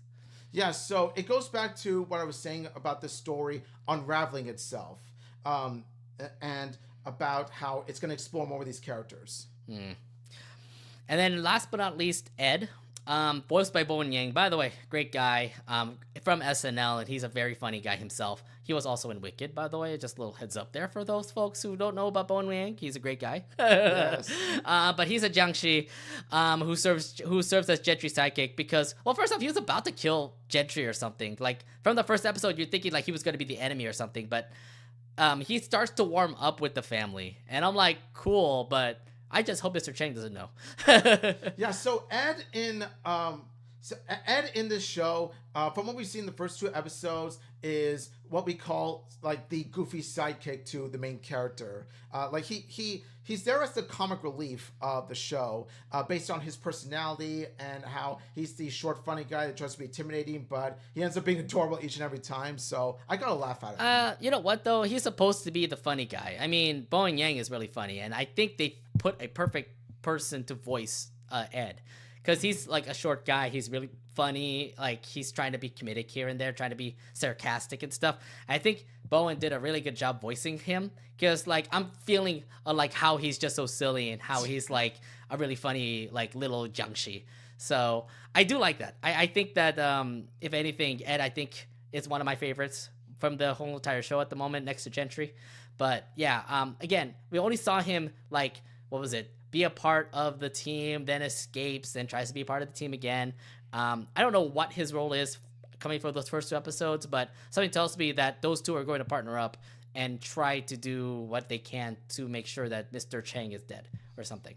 Yeah, because Mr. Chang is the big scary threat. After all, it's been mentioned over and over again in the first two episodes that yes, Mr. Chang is the one coming after you. So therefore, we have to take it back to train you. Yeah, I mean, if anything, every character from the show has impressed me. Like I think every character that we mentioned here will provide a big role. I don't know about the vice principal, honestly. I feel like he'll just be like a sidekick who'll probably die in a freaking like 12th episode. But everybody else is going to be huge. Stella, Kit, and Michael are going to help Gentry out. I have a feeling those are going to be the squad. And then also the intro. Like, if you see the intro, what is Michael's powers? Because he has something in his eyes. And you see Kit, who is like, what is his secret too? Like, you see in the intro, like, oh god, he has purple eyes. Michael has purple eyes. Kit, oh, does he have wings? See, I'm just saying, like, there are big secrets from those characters that we just saw. Like, what are they? Who are they? Like, yeah, give me answers, guys. And that's why the intro is very well done, because there's these hints, there's these certain features of these characters that you see in the intro that leaves you guessing as to what they are. It leaves you guessing as to what's going to be revealed about them. Right, but then again, like, it is only a matter of time before we get to see like what their secrets are. But hopefully this helps Gentry. And then last but not least, I think the one thing we want to bring up is the animation. It's just absolutely flawless. Again, it's animated really well. It looks really great. And I've been a fan of like how the animation goes. Like the character designs are awesome. The whole fight scenes have been great. It ain't no blocky like bad animation or anything here and there. Like I am like locked into like how the fight scenes are, how Gentry gets her powers and stuff like that. I think they know how to make a great cartoon, and it shows from those first two episodes. Oh yeah, like the animation in Jentry Chau is very impressive, and it's very fluent in the way the characters move, the way they talk, and especially the fighting scenes. Like you said, they are the pinnacle of the animation Gentry. Especially when you see the fire powers, especially when you see the fighting moves, just everything about Jentry Chau screams lit. Yeah, I mean, she is fire. Yeah. So yes, you're definitely on point about Jentry Chau animation being as stellar as it is, especially with the fighting scenes. Yeah, so you agree with me too that the animation's great. Yeah, definitely. Right. Absolutely. So from the first two episodes, what were your impressions on them? My first impressions are, I want to see more of this. When at the moment I saw the first two episodes, it leaves me wanting more and more, because there's more story to unravel. There's more of these characters that need to be fleshed out. There's more of this amazing animation, especially fighting scenes that we're going to see with these episodes. Everything about it screams hype. I have a feeling if I continue watching this show, there's going to be more things that are going to be revealed. I'm liking how the show is at the moment. Like everything from the show is just absolutely blows my mind. I'm gonna be honest, the first episode was kind of fast a little bit, but it slowed down in the second episode, where we get to see her live a life in Texas, meeting up with friends, meeting up with new people, trying to figure out how this whole story is when it comes to like why is everybody going for Gentry? Why did she open a path to the Underworld? And the whole fact about the Underworld now going to get her or something like that. That's the thing about the whole Jentry Chau versus the Underworld, because she's the one who's supposed to like lock up the Underworld and make sure that no other demon can be able to get her power and stuff like that. So I'm absolutely focused on it. I can't wait to see more episodes of this. I don't know how they're going to be continuing on with it, but yes, it is a series that I am going to be definitely watching as we continue on with the show. But yeah, Gentry Chow versus the Underworld has been impressive so far. Yes, it really has, and it's like I said, it's one of the shows that I will immediately put on the watch list and watch more of it. Yeah. Okay. Anything else you want to bring up to end our first impression segment? Yes, I just want to say that I really hope that Gentry Chow does really well up to point where hopefully it'll get a second season. Who knows? I just hope that we get more of this. You know what? With all the hype, with all the popularity that it has, I'm thinking there will be a second season. I will not say 3 or 4 seasons. Okay, I'm not gonna be like a Has Been Hotel here, but something tells me they will probably have a second season, and who knows how the story will go. Like again, I have to keep on watching the show, but this is it is already popular as it is. Has been getting a lot of positive reviews that tells me that Netflix understands that they need to bring up another season for the show. Yeah, absolutely. And also, I do want to see Gentry contacting her friends back in Korea at some point in this show. I hope so well. too. I hope so too, because like, they can't miss out on who Gentry is. Yeah, because they played an integral role in Gentry's life in Korea in terms of her friendships. Right, exactly. And I just look, there's just too much to explain here. I don't want to go too long here. I'm just saying we're only going for first impressions here, and again, we're pretty much put a consensus that it's been an awesome show so far. Yeah, we can't wait for more. Indeed. All right. So we're pretty much done with our first impressions. Hope you guys liked Jentry Chow. If you haven't watched Jentry Chow yet, it's on Netflix. All episodes are currently out for season 1. So please, watch it when you can. All right, next up, let's head over to our main subject here and actually talk about Cartoon Network. Look, we did already have an episode that talks about Goodbye Cartoon Network with a question mark on it, but it is kind of certain right now about how Cartoon Network is at the moment, because from the way I'm seeing it right now, what the hell is Cartoon Network anymore, right? Yeah, it's when you look at Cartoon Network, you think, yeah, it's definitely not as it used to be. No, it isn't. First off, you don't have the classic cartoons anymore. You only well, first off, the old cartoons are pretty much gone now. They're mostly just pushed into Checkered Past now. And even so, Checkered Past has been reduced to an hour. That makes you think, okay, what happened to my old cartoons? Oh, I could go to Max. No, that's gone too. So where can you even watch like your old cartoons like Dexter's Lab, Powerpuff Girls, Ed and Eddie, the cartoons that you loved to grow up with when you were back in like your teenage years? Yeah, unfortunately, the only way that you can see those shows anymore is if you either pay money to actually see them or take the alternate route, which we're not discussed. But yeah, unfortunately, there's no good route to watch these anymore. And honestly, like, if you look back at what we've been mentioning about, like, the old cartoons, they have been made by Cartoon Network Studios. They're the ones who made, like, your hit shows from Dexter's Lab to Powerpuff Girls, all the way to Steven Universe, Adventure Time, Craig of the Creek, as the latest product to say. Which makes me lead up to what is going on with Cartoon Network Studios. Because they, at the moment right now, I have no idea what they're doing at the moment for Cartoon Network Studios. Because their only project that they're working on right now is We Baby Bears, and I have a feeling that they're going to their last episodes as well. After We Baby Bears, it's pretty much nothing, from what I'm hearing. Yeah, the road is looking bleak. The road is really unclear. With the direction that Cartoon Network is going, from their last remaining Cartoon Network shows in-house to like most of the others that aren't even made in-house, the road that Cartoon Network is going through in the going forward, it's looking really bleak. It's not leaning in the right direction. Right. I've been hearing rumors too about Cartoon Network Studios pretty much being merged with Warner Brothers Animation. How do you like that whole move? Do you like that move if it actually is true that Cartoon Network Studios is now part of Warner Brothers Animation? Well, it's not the most ideal move for Cartoon Network, but then again, what other choice do they really have if they want to keep on thriving? Right. But I mean, here's the thing. They did take down that building, by the way. Like that building that has been there for years is now gone. It's pretty much being sold to somebody who loves that building to say.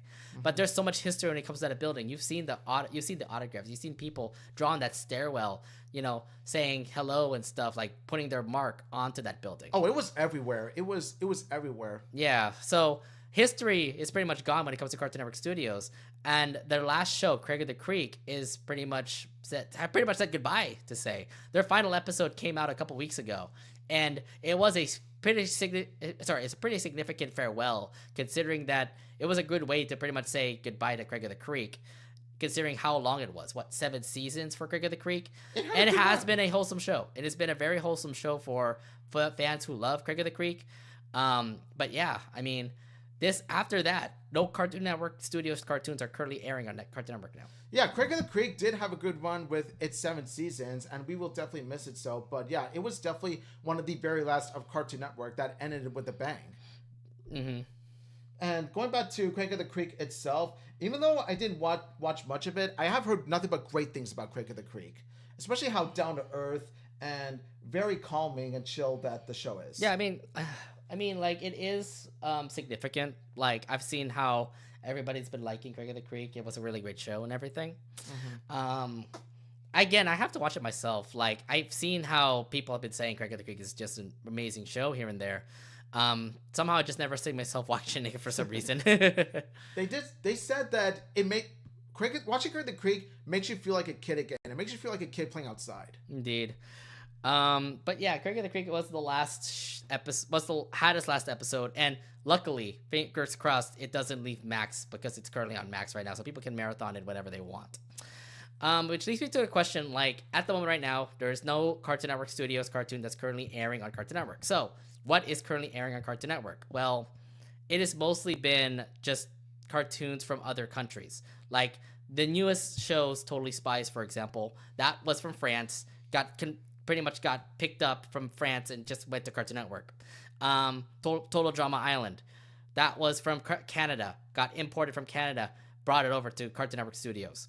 And then besides those 2 cartoons, there's only reruns of cartoons. Like Teen Titans Go, their flagship cartoon, has been just putting reruns here and there. We don't even know if there's a new season for that cartoon. Scooby-Doo has been shown everywhere. Scooby-Doo and Guess Who, Scooby-Doo Show.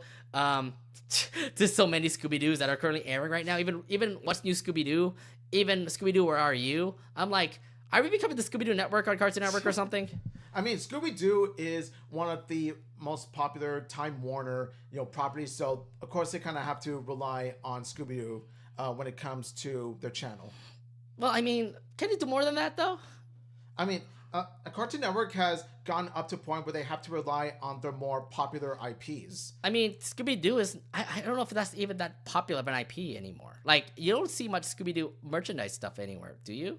You don't, but it still remains timeless, but it wasn't as big as it used to be. Oh, no, it's not as big. Because, like, other known things from Cartoon Network are bigger, like, the cartoon shows, for example. Like, those are big. The ones that I'm hearing right now, like... Well, I'm looking through the schedule. Like, they have Looney Tunes, they have Gumball, they have, was it Tom and Jerry, Looney Tunes? I mean, they're popular. Looney Tunes and Tom and Jerry makes sense. But, like, they're not Cartoon Network. They're Warner Brothers.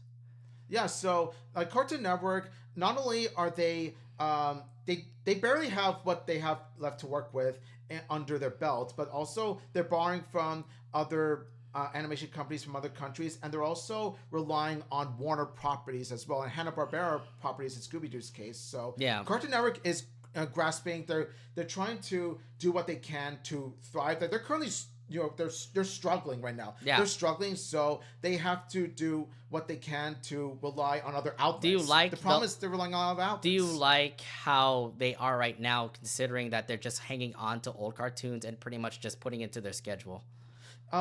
So I do feel bad for Cartoon Network and what they're going through, like struggling. They're not as promised they used to. The thing is, what other choice do they have? Because without those properties, without Cartoon Network clutching to their properties, Cartoon Network would have been flat out dead. Although to be fair, like it stinks because like I can't watch it on Max anymore, so I can't watch like what was it, Craig of the Creek on Mac. Oh, I mean, I can't watch Craig of the Creek on Max, but I can't watch Uncle Grandpa. I can't watch Teen Titans Go. I can't watch Gumball on Max. Which means that the only way I could go to watching this on Cartoon Network, but you're airing reruns all the time on Cartoon Network. That makes me think, okay, I've watched this already. I don't need to watch this again, which makes me fade out of Cartoon Network, honestly. It's also, that kind of, I'm telling you, like, it's a bad sign like this is how I'm trending when it comes to Cartoon Network. I'm just like not even putting it on my TV anymore. Yeah, it's bad.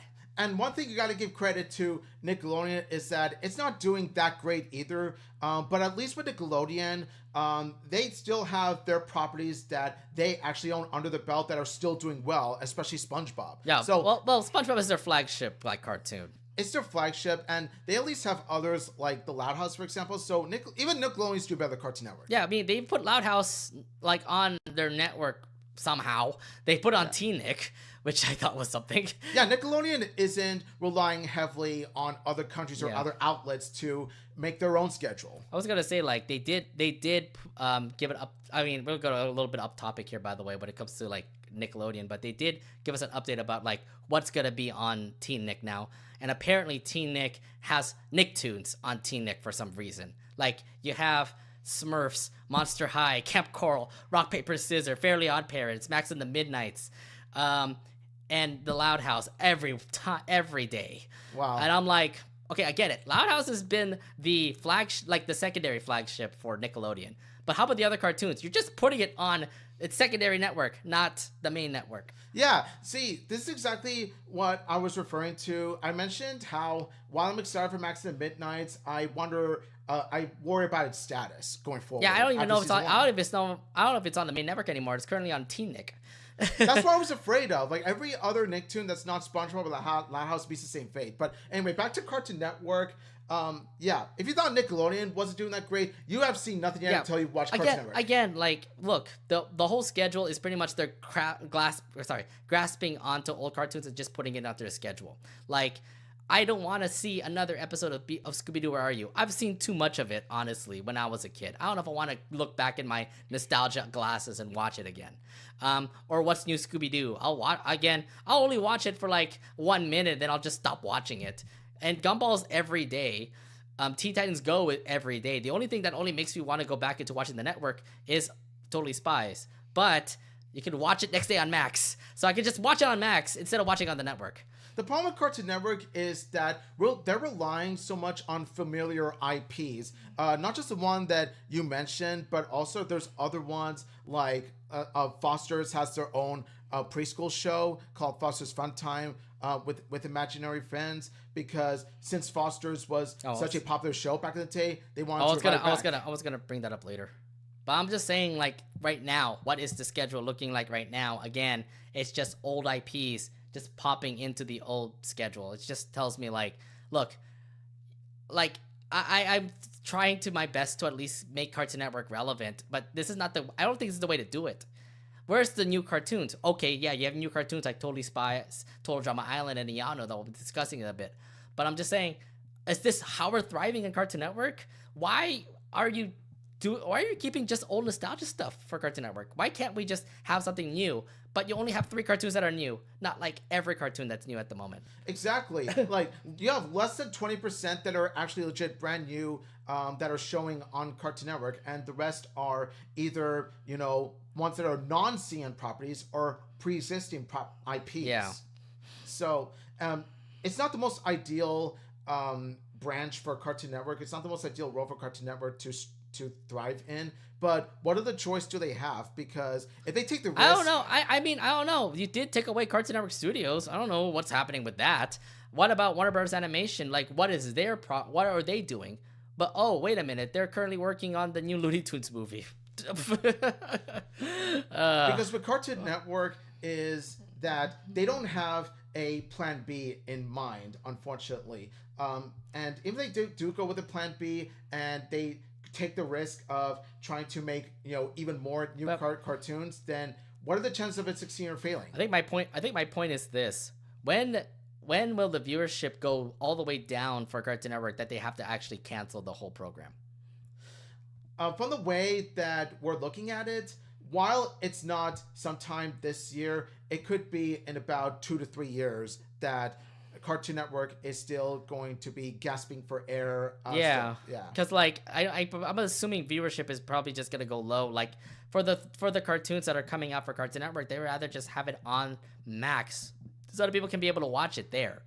I mean that looks to be the way to do it. I don't know if the network can thrive any longer just because If it's just all reruns here and there, I could watch it on Cartoon Network, but like, look, it made me not become a fan if I continue watching more Gumball, watching more Looney Tunes show, Craig of the Creek. Like, it's cool. I know the show's over and stuff, but like, it'd be just best if I just put it on Max and just watch it like whenever I want. Exactly. And again, I don't need to have a freaking network just for me to watch it. So like Cartoon Network, we do like these shows, but give us more. Like give us more to work with other than the ones we already know. Right, exactly. And I know they are giving you more with those cartoons I was talking about, Totally Spies, Total Drama, and Ianu, which we're going to be discussing right now because Ianu, by the way, that's like a step in the right direction to say because Ianu is a new cartoon that's coming for Cartoon Network that's coming in April. The trailer did come out this week, and it looks impressive. I can't wait for this cartoon to come out. But it's not made in-house. It's made in a different animation company. It's not from Cartoon Network Studios. It's from another animation company. And it tells me, like, oh, this is another cartoon that you're pretty much importing from another country or another studio, putting into Cartoon Network. So how big of a deal is it? Again, not in-house. Like, your intellectual, like, abilities to actually make your own cartoons are being used by other animation studios. Exactly. Their over-reliance on imports is another thing that's kind of hurting the Cartoon Network channel and brand. Now how Ianu will do when it airs, that's to be determined. But we just hope that the viewership is big, so that we get new Cartoon Network shows, even if they're imports, even if they're outside of Cartoon Network. We still need new material in the Cartoon Network. This is new material for Cartoon Network. My question now is, do you think viewers will go to Cartoon Network to watch this cartoon? Hopefully we get enough. Because this does look to be a relatively good It's impressive. show. It's impressive from the way I'm seeing it. The animation looks like brilliant to say. Like, if you saw the trailer, have you seen it, by the way? I've seen it, and it looks pretty appealing. It's one of those that I would definitely check out if I have the time to. I think I will. Well, it's coming out in April, so you have time. I have time, yeah. You'll have time. But yeah, Ianu is definitely a show that I will be keeping an eye on for sure when it releases. Now, the way I'm kind of seeing how Ayano is kind of reminds me of Avatar for a little bit. It kind of does it kind of remind you of Avatar? I don't know. It's because of the magical powers she has and stuff like that. It's a mixture of Avatar and Black Panther. Like, there's a tiny bit of Wakanda there. Well, I mean, you see the culture. You see the cultural references here. The culture of Wakanda is sort of you see the cultural references that are being portrayed here. Like, come on, it's kind of obvious. But depending on how Ianu will do, if the viewership is enough to where it actually succeeds, it could open doors to more Cartoon Network shows being made, like other imports. Be part of the Cartoon Network channel. Yeah, I'm trying to look back into other networks that are like looking into just getting, getting their movies from other animation companies. I'm thinking about DreamWorks, for example, doing the same thing with their movies, bringing DreamWorks movies from other animation companies in there besides making in-house.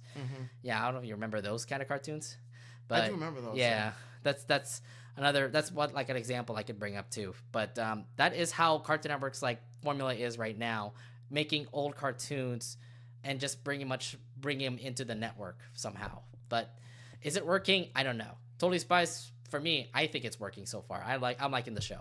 Total Drama Island has been a fan favorite of ours. Yeah. So that's 2 out of like 2 that is succeeding for Cartoon Network Max. Cartoon Network's like Max. But I don't know about Ayanu. I think, again, we'll have to watch it ourselves. We'll do a first impressions about it as well. And like I said, if it does help for 3 or for 3, we might be on a roll when it comes to like what Cartoon Network's doing. But at the moment right now, what I'm visualizing right now is that you're just going through imports. You're not really making it stuff that is original for Cartoon Network, you know?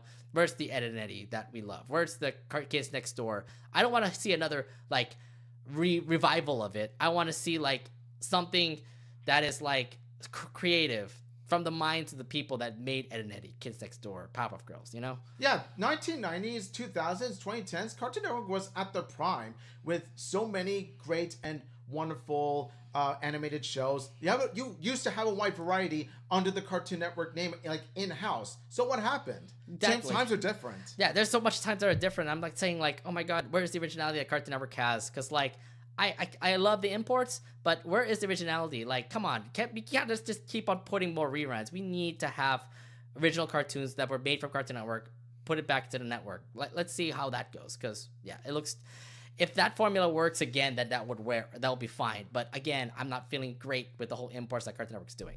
Like Cartoon Network is currently praying for Ayanu to do well. Yeah.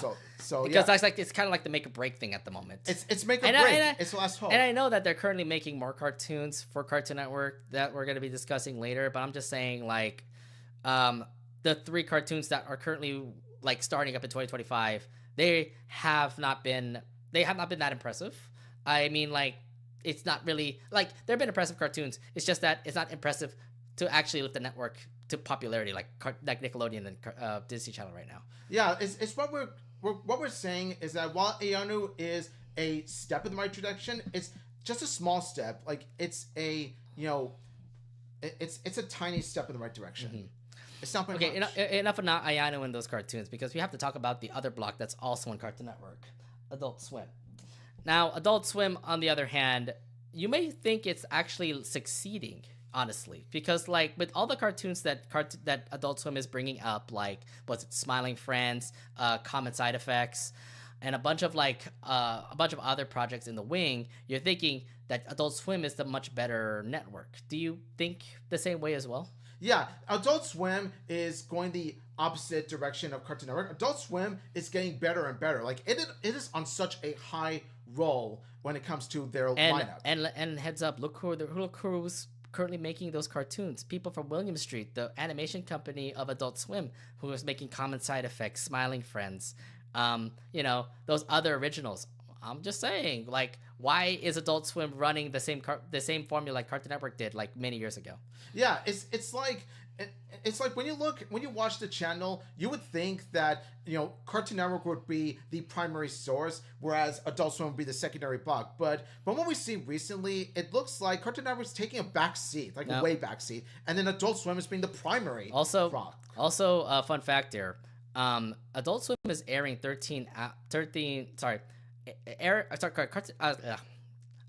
fact here, Adult Swim is airing their shows 13 hours a day versus Cartoon Network's 10.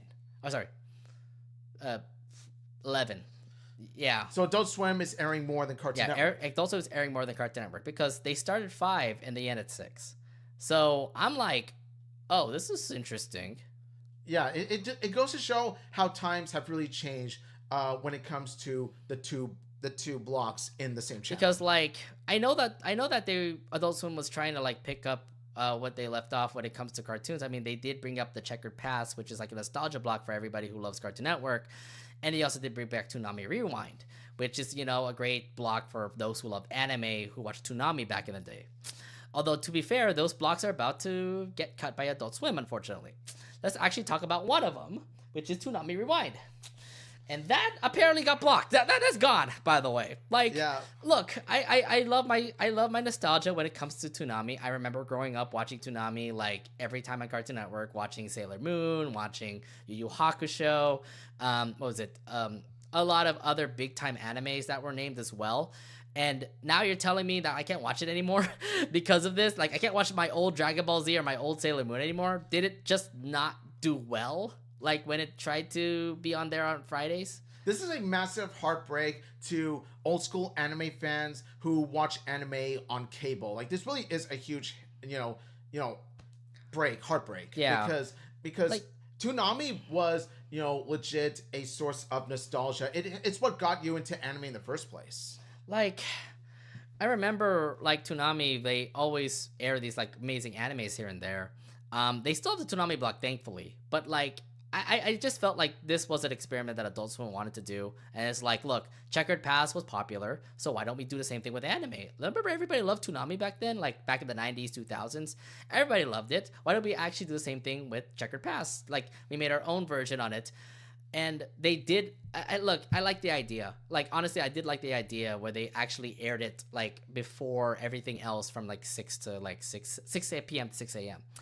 But I didn't like the fact that it's only on Friday because, look, everybody's doing something on Friday. Yeah, it's a TGIF for a reason. Yeah, I mean, like, would you expect people to actually watch anime on Friday night? I mean, at 5 o'clock to 7 p.m.? I mean, Honestly, no. Saturday or Sunday would have been much preferable, but then you can argue, even though Sunday is technically a school night or work night, still though, before you go to bed, you could watch some old cartoons before you go to bed. Right. But that was like before you go to bed, so like 10, 11 p.m. But that's overrun by American Dad, Family Guy, Bob's Burgers, Great King of the Hill, those cartoons. Mm-hmm. But no, I mean, I had a feeling where like this block was a hit or miss, and it was a huge miss apparently, because they went back to the old checkered path like a couple months later. Like they were airing Sailor Moon, they were airing Naruto, they were airing Dragon Ball Z, and then I also noticed the trend start to become like all Dragon Ball Z, all Sailor Moon, and then only Naruto, and then it tells me, okay, this is not working, huh? And this is where they said like, forget it, we'll just get back checkered past.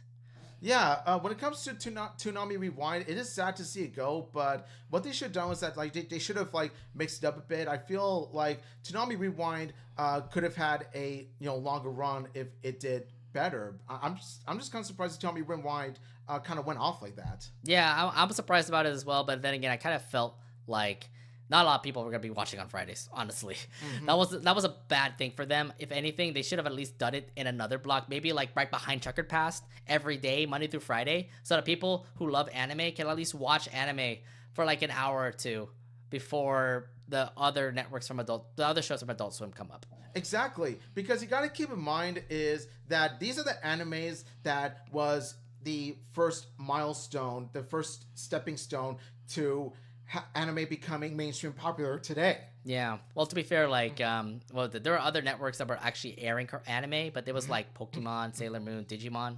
Mm-hmm. Yeah, those are not Cartoon Network, but still. But still, anime was still around in the 90s. Yeah. It was still around. It was still around in the 90s, and even though anime itself wasn't as popular as it is today, it was still fond. It was still a good fond rewatch back in the day, because those are what got you introduced to anime. It introduced you to anime. Oh yeah, I mean, I remember watching Sailor Moon a lot when I was a kid. So, I mean, the nostalgia factor was there with Toonami Rewind, but I just couldn't find the time to actually be there watching it on the block, So Toonami Rewind is done. Although the other one, Checkered Past, that we were talking about earlier, well, that's currently hanging on a limb to say. Remember when it first debuted on Adult Swim? It was only for 2 hours long, and it was like two of your favorite like cartoons like Ed and Eddie. It was like Ed and Eddie, Grim Adventures of Billy and Mandy. You had Courage Cowardly Dog. You had like other nostalgic cartoons that were there. Mm-hmm. Now it got reduced to an hour. Yeah, so it was really it was really disappointing to see that Checkered Past has reduced its runtime. Now it's just about an hour. I mean, when you reduce it to an hour, you're setting even bigger limitations to what kind of shows you're gonna show on Checkered Past. Yeah, I mean, well, I remember when I was watching Checkered Past, I remember watching like Courage for an hour and then watching Dexter's Lab for the next hour. And I remember like the bumpers that Adult Swim was very creative with. Like they had their like usual bumpers they have with the cartoon characters in them, and I was like, oh, this is sick, I like it, this is cool. Like every time I go to commercial break, I'll see Ed like hanging, like I'll see like the Ed boys like hanging in a subway, or like Courage running away on a road, Dee Dee dancing on a road, or Grim literally like in a cottage somewhere. I mean, these are like cool stuff that the people who worked on the bumpers did really well. And then I don't know, it just feels like people who like love the nostalgia kind of like faded away from the nostalgia. Like I like me and myself, when I was watching Checkered Past for like the first couple of months, I did start to fade away a little bit, saying like, oh, okay, I'm kind of done with it. Yeah, but you would think that since these are old Cartoon Network shows you're talking about, these are what make Cartoon Network so great during the time, you would think that they would continue to be successful with their 2-hour run. Well, here's the thing. Why didn't you put more variety in? Like, you had Grim Adventures of Billy and Mandy, you had Dexter's Lab, you had Courage, you had all these cartoons. What about the other cartoons that are from cartoons? Like Powerpuff Girls, like Kids Next Door, what was it, Cow and Chicken? Those nostalgic like cartoons that we grew up with. And this is where, even with the great idea that Cartoon Network has presented in their channel, it shows how Cartoon Network still missed the mark even with this. Right. They still missed the mark. Well, I mean, here's the thing, like I get it. Like, people love nostalgia here and there, but how long does the nostalgia factor last? Because I don't think it lasts forever. Like, Yeah, I don't see myself watching a lot of Dexter's Lab like every day, Monday through Friday. It all comes down to good idea, poor execution. Like I like the idea of Cartoon Network, bringing back the old Cartoon Network shows for a limited amount of time as a way to say these were the old good old days. But it's just the execution of it was so sloppy. Did you watch it at least? Did you watch at least Checkered Past? I wasn't able to watch Checkered Past, but I hear it hasn't been doing so well. I mean, it's from Monday through Friday. Well, did you watch it when it first came out? Monday through Friday, 5 to 7. I wasn't able to when it first came out because it wasn't under my package. What? My cable package. What? Oh, okay. That could be another thing too. Maybe because people aren't getting out of cable. Oh no. But even if I hadn't seen it, I don't hear much hype about it when I look at the internet. Oh, there was a lot of hype about it. I remember a lot of hype was about it, like when it came out, like on social media. I just remember seeing a lot of people saying, "Oh my god, I remember watching Dexter's Lab. I remember watching Grim Adventure of Billy and Mandy." But now that it has been there for over a year now, I feel like people kind of felt out of the nostalgia, saying like, "Okay, what's new?" You know? Yeah, it's sort of faded because I feel like Checkered Past could have been better. It had potential to be better. It had potential to be better. It's just that I don't know. Like there's like a lot of conspiracy theories when it comes to why Checkered Past is currently done. But I mean, I have my thoughts about it. I just feel like I already shared it. Like I already shared my thoughts about it. I just think that it was just more of like people just got out of the nostalgia, and that's why it's been doing better than numbers at the moment. That's why they had to reduce it and just put King of the Hill to replace one half of Checkered Past now. Yeah, and as much as we do like these adult shows like King of the Hill, it kind of, as someone who grew up with Cartoon Network, especially in the 90s in 2000, I was rooting for Checkered Past to thrive even more. I was rooting for it to continue to be 2 hours. Do you think it actually might be gone? You think it actually might be gone? Like, wait until like 3 or 4 months later, and then maybe then will it be gone from the network of Adult Swim? I feel like time will tell. I feel like the demise of Checkered Past itself, while it's going to be inevitable, it's not a matter of when it's going to happen. I think it's possibly going to happen in real soon, honestly. Like if things are looking like what they are looking like for Checkered Past, it just feels like it might be another idea that Adult Swim is just going to scrap. I'm gonna say give it about a year. I'm gonna say I don't think it'll survive a year, honestly. If they just immediately reduced Checkered Past for just an hour, they are just slowly fading it away from Adult Swim. Just wait till summertime. I feel like they're just gonna get rid of it in summertime. So in other words, Checkered Past is sort of meeting a similar fate. That's just my thoughts. I just feel like because if you just continue to reduce something that you thought was a great idea like a year ago, and now it's being faded away, it feels like Adult Swim is just like saying, okay, we're not seeing it in the numbers anymore. We're ready to scrap it. Yeah, but the way they reduced it from 2 hours to an hour, it's already a massive red flag. But that doesn't mean that it's going to be automatically be demised about 3 to 4 months later. I think it's going to be look. Toonami Rewind ended up like lasting for only a few months. I would say this is just the optimistic side of me, but since there are some people that still hold on to the Cartoon Network nostalgia, I think it's going to last a bit longer than Toonami Rewind. And then maybe they think like, oh my god, it's the only nostalgia I have because I can't watch it on Max. You can't watch it on Max. You can't watch it on regular Cartoon Network programming. So this is the only way they can. Because otherwise, what do you have left? Pay $19.99 for seasons. Yeah, fuck that. No, I ain't wasting my money anymore for that. But yeah, Checkered Past ain't looking great for Adult Swim. I don't know. Something about Adult Swim. I don't know. But if anything, the only thing I can only mention when it comes for Adult Swim is that they are succeeding somehow. Like Smiling Friends is doing really well. They have a bunch of cartoons from their arsenal that are going to be looking great. There's this OMG cartoon coming out, and this cartoon that got announced by Variety. Again, they're making it in house, and they look to be thriving. How are you looking? Sorry, what are your thoughts on the future for Adult Swim? My thoughts on the future for Adult Swim, it's so much brighter than its counterpart. I feel like with Adult Swim, it goes back to what I was saying about how they're the go-to when it comes to that channel. They are the block. Because they have a good variety of creative cartoons with unique animation styles. They have interesting concepts, especially Smiling Friends. Their future is looking really bright. I have one question to ask. Where is the Adult Swim channel? Why don't we have that? I feel like, look, they have so many cartoons from Adult Swim that they could make their own block now. They can make their own channel now. They might as well.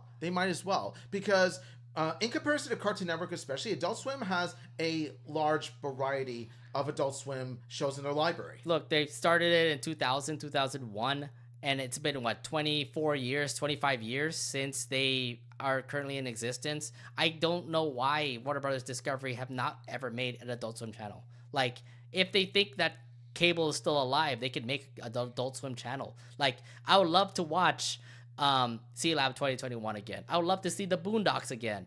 What was it? Robot Chicken. I would love to see them again. Robot Chicken was the go-to in old Adult Swim. See, I'm telling you, like, we need a channel for Adult Swim. Why don't you ever make one? Like, because David Zaslav hates animation. That's why. Which is, I hate that too. But there is that idea is right there, guys. Like, why don't we have an Adult Swim channel? There should be one. I don't mind if it's free on Roku. I don't mind if it's free on Pluto TV. Like, there should be one. Yeah, an Adult Swim channel, like just primarily Adult Swim itself, should exist. I mean, it might as well now that Cartoon Network's looking bleak. Also, I have a feeling Adult Swim channel is going to exist like sometime in the future. Yeah, they should probably do it. Look, Rick and Morty's going to be popular. It's going to have a lot of seasons. I'm pretty sure they're going to be putting marathons of Rick and Morty in the Adult Swim channel. Look, it's I'm telling you, the Warner Brothers Discovery, listen to my ideas, because like I think you're going to succeed with an Adult Swim channel if cable still exists. It's Warner Bros. Discovery. They never listen to anyone's ideas. I don't know. Look, it's just like I don't know. If I'm talking to a void, I don't care. I mean, it's something that I want to bring up. Like, why don't we have an Adult Swim channel? Let Cartoon Network succeed somehow, some way, without Adult Swim's help. Like, you can have Cartoon Network,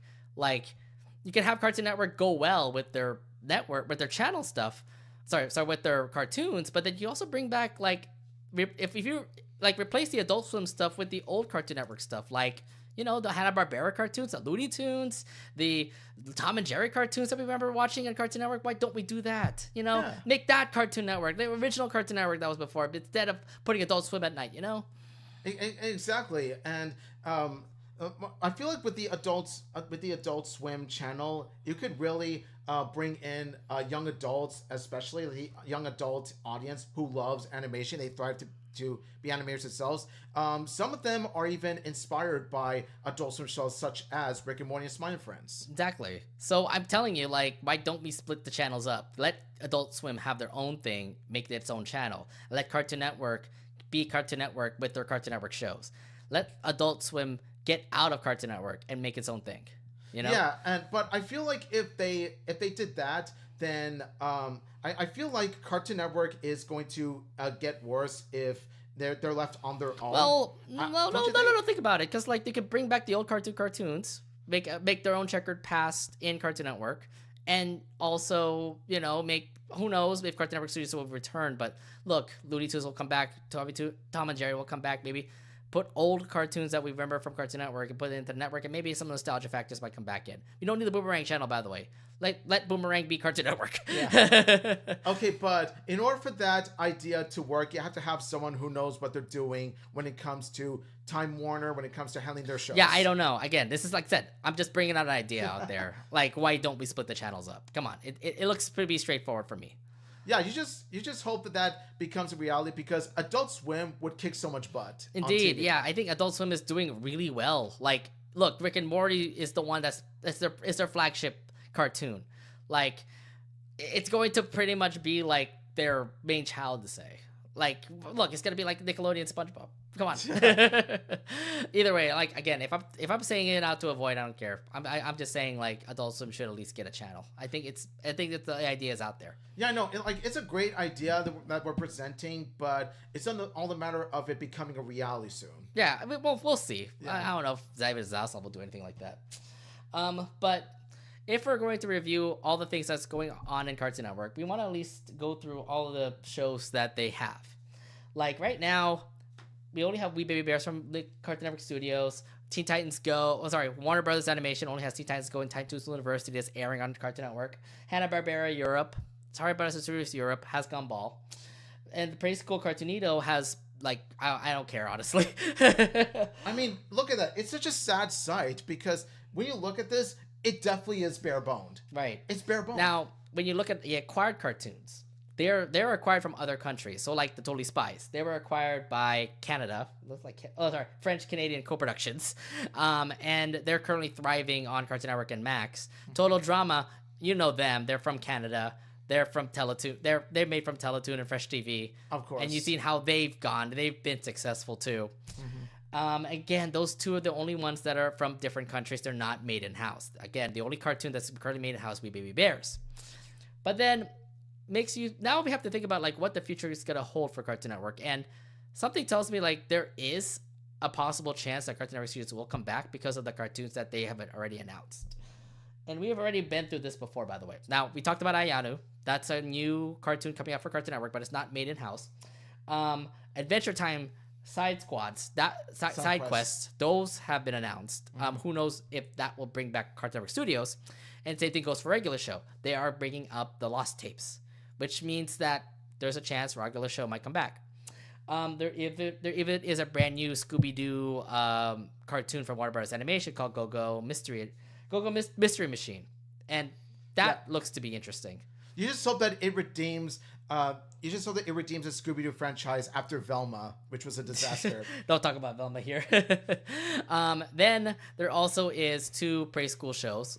One reflecting Foster's Home for Imaginary Friends called Foster's Home for Fun Time for Imaginary Friends, and then another Adventure Time spinoff called Heyo Bimo, which is like a BMO adventure. I get it. BMO is supposed to be a video game system, but now he's treated for preschoolers now. Like, look, what are you seeing? You're seeing the trend here, right? When it comes to all these new Cartoon Network shows are bringing up.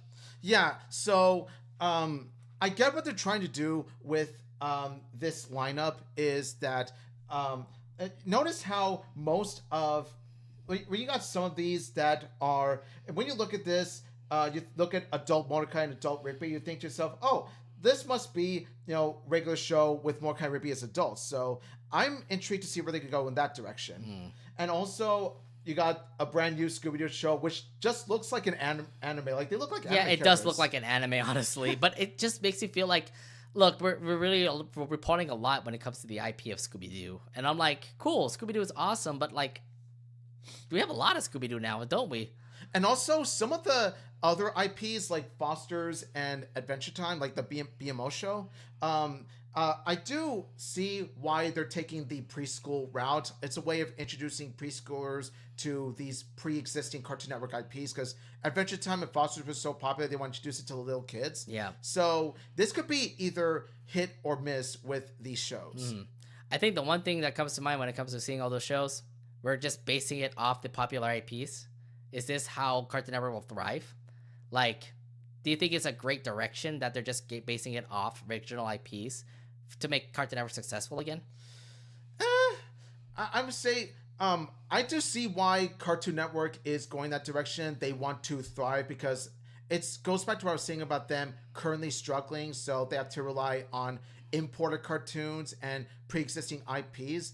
But I just wish they would take a more creative route. But then again, I think that Cartoon Network thinks that making more Cartoon Network shows, like original ones, like they used to back in the day, would be risky for them nowadays in the position they're in.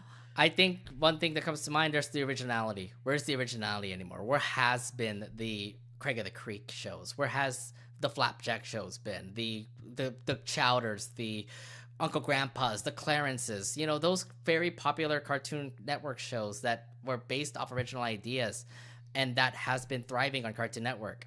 Now that we're just going back to regular old IPs, it tells me, like, is this really the framework we're going through? No originality, just using old IPs to hopefully get Cartoon Network back on its feet. I mean, what other choice does Cartoon Network have? What other choice does Time Warner have with the current state that they're in right now? I don't know. That's the other question that comes to mind. Like, is it all imported cartoons? Is it maybe bring anime into your lineup now? You know, bring Yokai Watch back, bring Doraemon into Cartoon Network. Yeah, Cartoon Network might want to consider adding more anime into the mix. Yeah, I mean, like there are also indie cartoons. There's a bunch of indie cartoons that are also out there right now. Why don't they get picked up by Cartoon Network? Look, you're not getting picked up by Nickelodeon anytime soon, honestly. So look, just go with the Vizzy Pop route. Like your cartoon went to YouTube. Who knows? Maybe pitch it over to Cartoon Network, and it might become a series. Yeah, there was a time where Cartoon Network was very experimental when it comes to shows, but unfortunately, they're not nearly as experimental as they used to be. Having them go the indie route might be a good idea. Well, I mean, that's the way to do it. Like we could do another What a Cartoon series where like old first pilot episode cartoons come into What a Cartoon, and whoever gets the most popular votes end up getting their own series. Or they could go the Jellystone route where it's just nothing but Cartoon Network character crossovers. Okay, there's that too. Maybe we could get another season of Jellystone. I don't even know if they're gonna bring more episodes. It's just again, it's just a mess right now for Cartoon Network. Like what? Like that gets you to the point. What the fuck is Cartoon Network now? Like what? There's no direct answer for that, honestly. Like. And it all comes down to Cartoon Network is not in a good position right now. They're currently struggling because look at their parent company, Time Warner. Time Warner isn't doing exactly great, especially with their dumb CEO. And so they're not doing well financially. So of course they're paying much less attention to Cartoon Network because they're primarily, focusing on other Time Warner IPs. Well, I know that, and they've been mostly focusing on like HBO and the other big networks to say. But Cartoon Network is still part of Warner Brothers Discovery's IP. Yeah. So it just leaves us wondering like what the future is going to be for Cartoon Network. And from the way I'm seeing it, again, the network might die or might be gone soon because they're just thriving off nostalgia. It's just thriving off reruns. It's thriving off of just, cartoons that are just being imported and stuff. Again, their formula for restructuring for Cartoon Network is looking positive to say because you're bringing back your old IPs, but I am missing out the originality. Where has that been? Like, be like a Disney Pixar where you can actually bring out your original ideas into movies or something, It's not looking great at the moment for Cartoon Network, and it's having itself an identity crisis. Like, what is thriving in Cartoon Network now? We don't know, and again, I'm not seeing it. I'm not seeing what makes it successful anymore.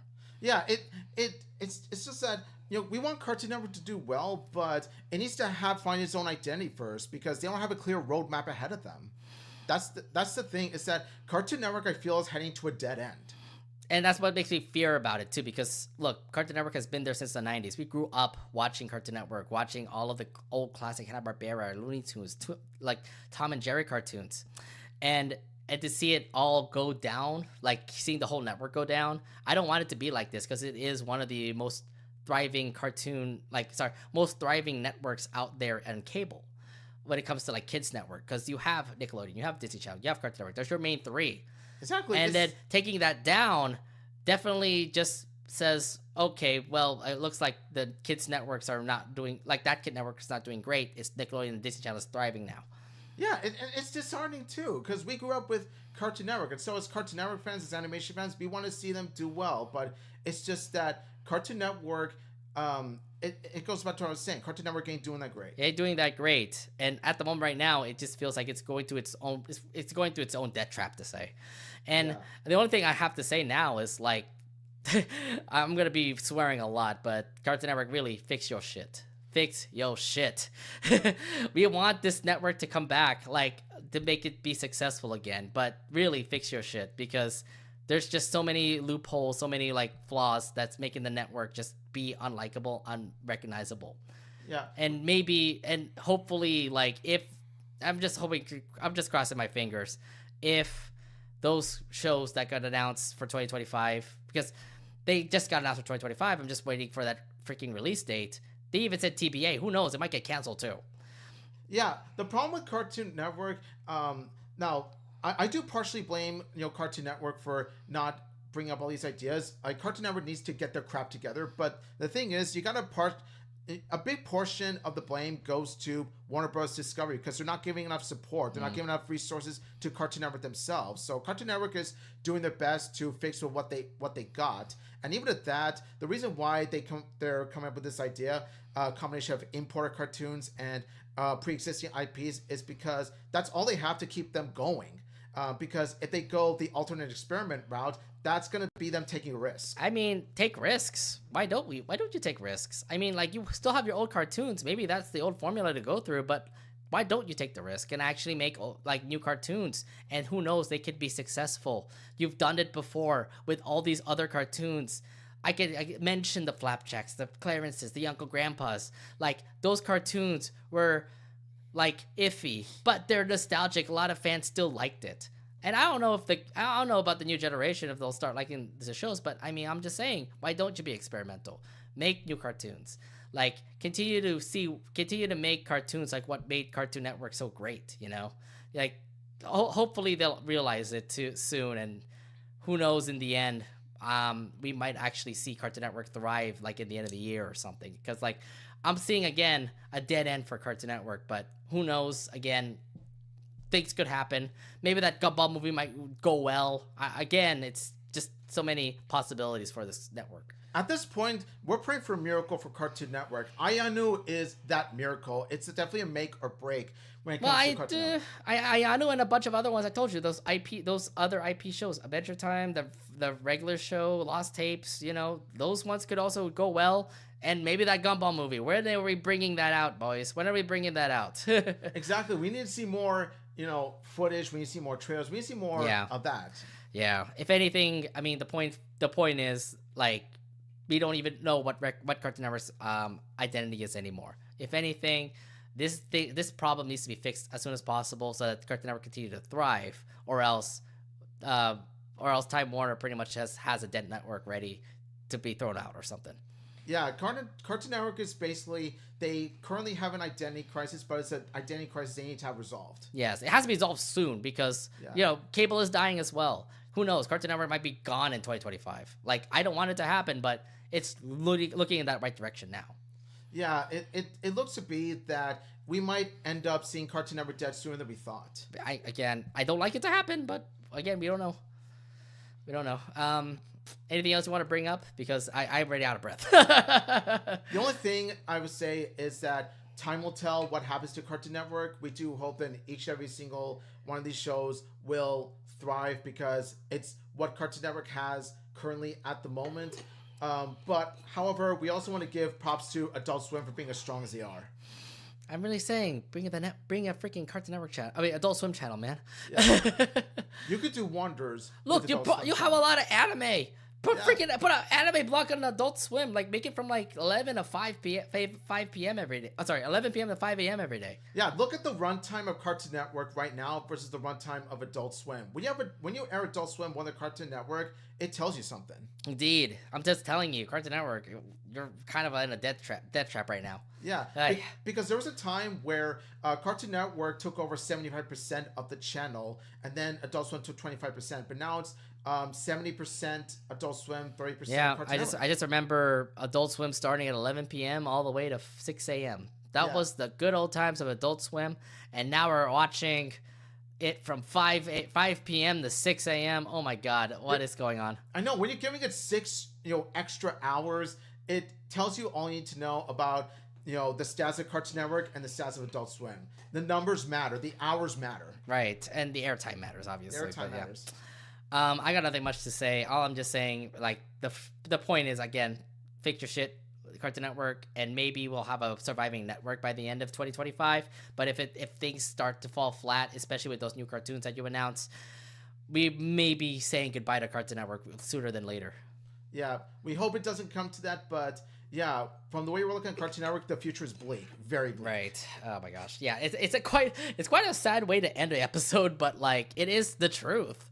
Like, Cartoon Network really needs to fix it up, if anything. Yeah, it's something that we needed to discuss because it's a huge elephant in the room when it comes to animation. Television. Also, all the social media has been popping up saying, "Isn't Cartoon Network dead?" The answer is no, but people are assuming it's a dead network now. No, it's not dead, guys. Okay, like, the Cartoon Network channel itself it's still there. Yeah. But it's just that it's looking bleak. Like there are currently on thin ice. Well, is what we're saying. Well, Cartoon Network Studios is dead, but Cartoon Network, the network, is still alive. It's just, again, you're right. It's currently on a deathbed, but we'll have to see how it goes. It's only a matter of time. All right. Anything else you want to bring up before we end the episode? Yes. There's nothing much more I want to say, except I do pray that Cartoon Network does continue to thrive with these new shows. But if not, hey, we at least have Nickelodeon and Disney Channel to look forward to. Yeah, but I mean, it's not the same old three. The same old three-way competition. It's not the big three anymore. It's gonna be the big two. Yeah, which sucks. I would love it to have a third competitor, but you've seen the other networks that try to compete with the big three. You see, they're all gone now. Yes, like when you think cartoon channels, you think of Nickelodeon, Cartoon Network, Disney Channel. But nowadays, from the way it's currently look, it's gonna be two. You don't see the Hub anymore. You don't see Universal Kids anymore. You've known about those networks. They're dead now. Yeah. They trying to fail. Like you can't compete against the three big titans. Well, soon to be two, but still. I really hope it's still three in the end. Yeah, but yeah. Anyways, that's pretty much it for our animation episode. I'm going to say it again. I told you I was out of breath. But anyways, thank you very much for checking out our episode of the Animation Podcast. We'll be back next Wednesday for an all-new episode of the Animation Podcast. But until then, if you guys like the videos, make sure you like the video.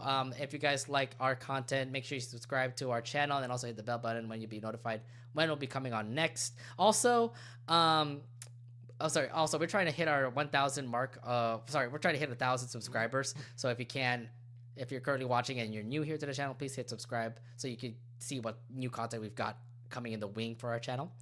We also do have our social media networks as well, our Instagram and Twitter Instagram and Twitter at Anination Podcast. And we have our brand new Blue Sky. The link will be in the description. Yes. Ladies and gentlemen, we got Blue Sky. We have a new social media account run by yours truly, and yeah, we do hope that you follow us there as well. Yeah. Well, we'll be back next Wednesday for an all-new episode. Hopefully not this depressing. But until then, thank you very much for watching the episode, guys. We'll see you guys next week. Have a good day. Bye, everybody. Bye, everyone.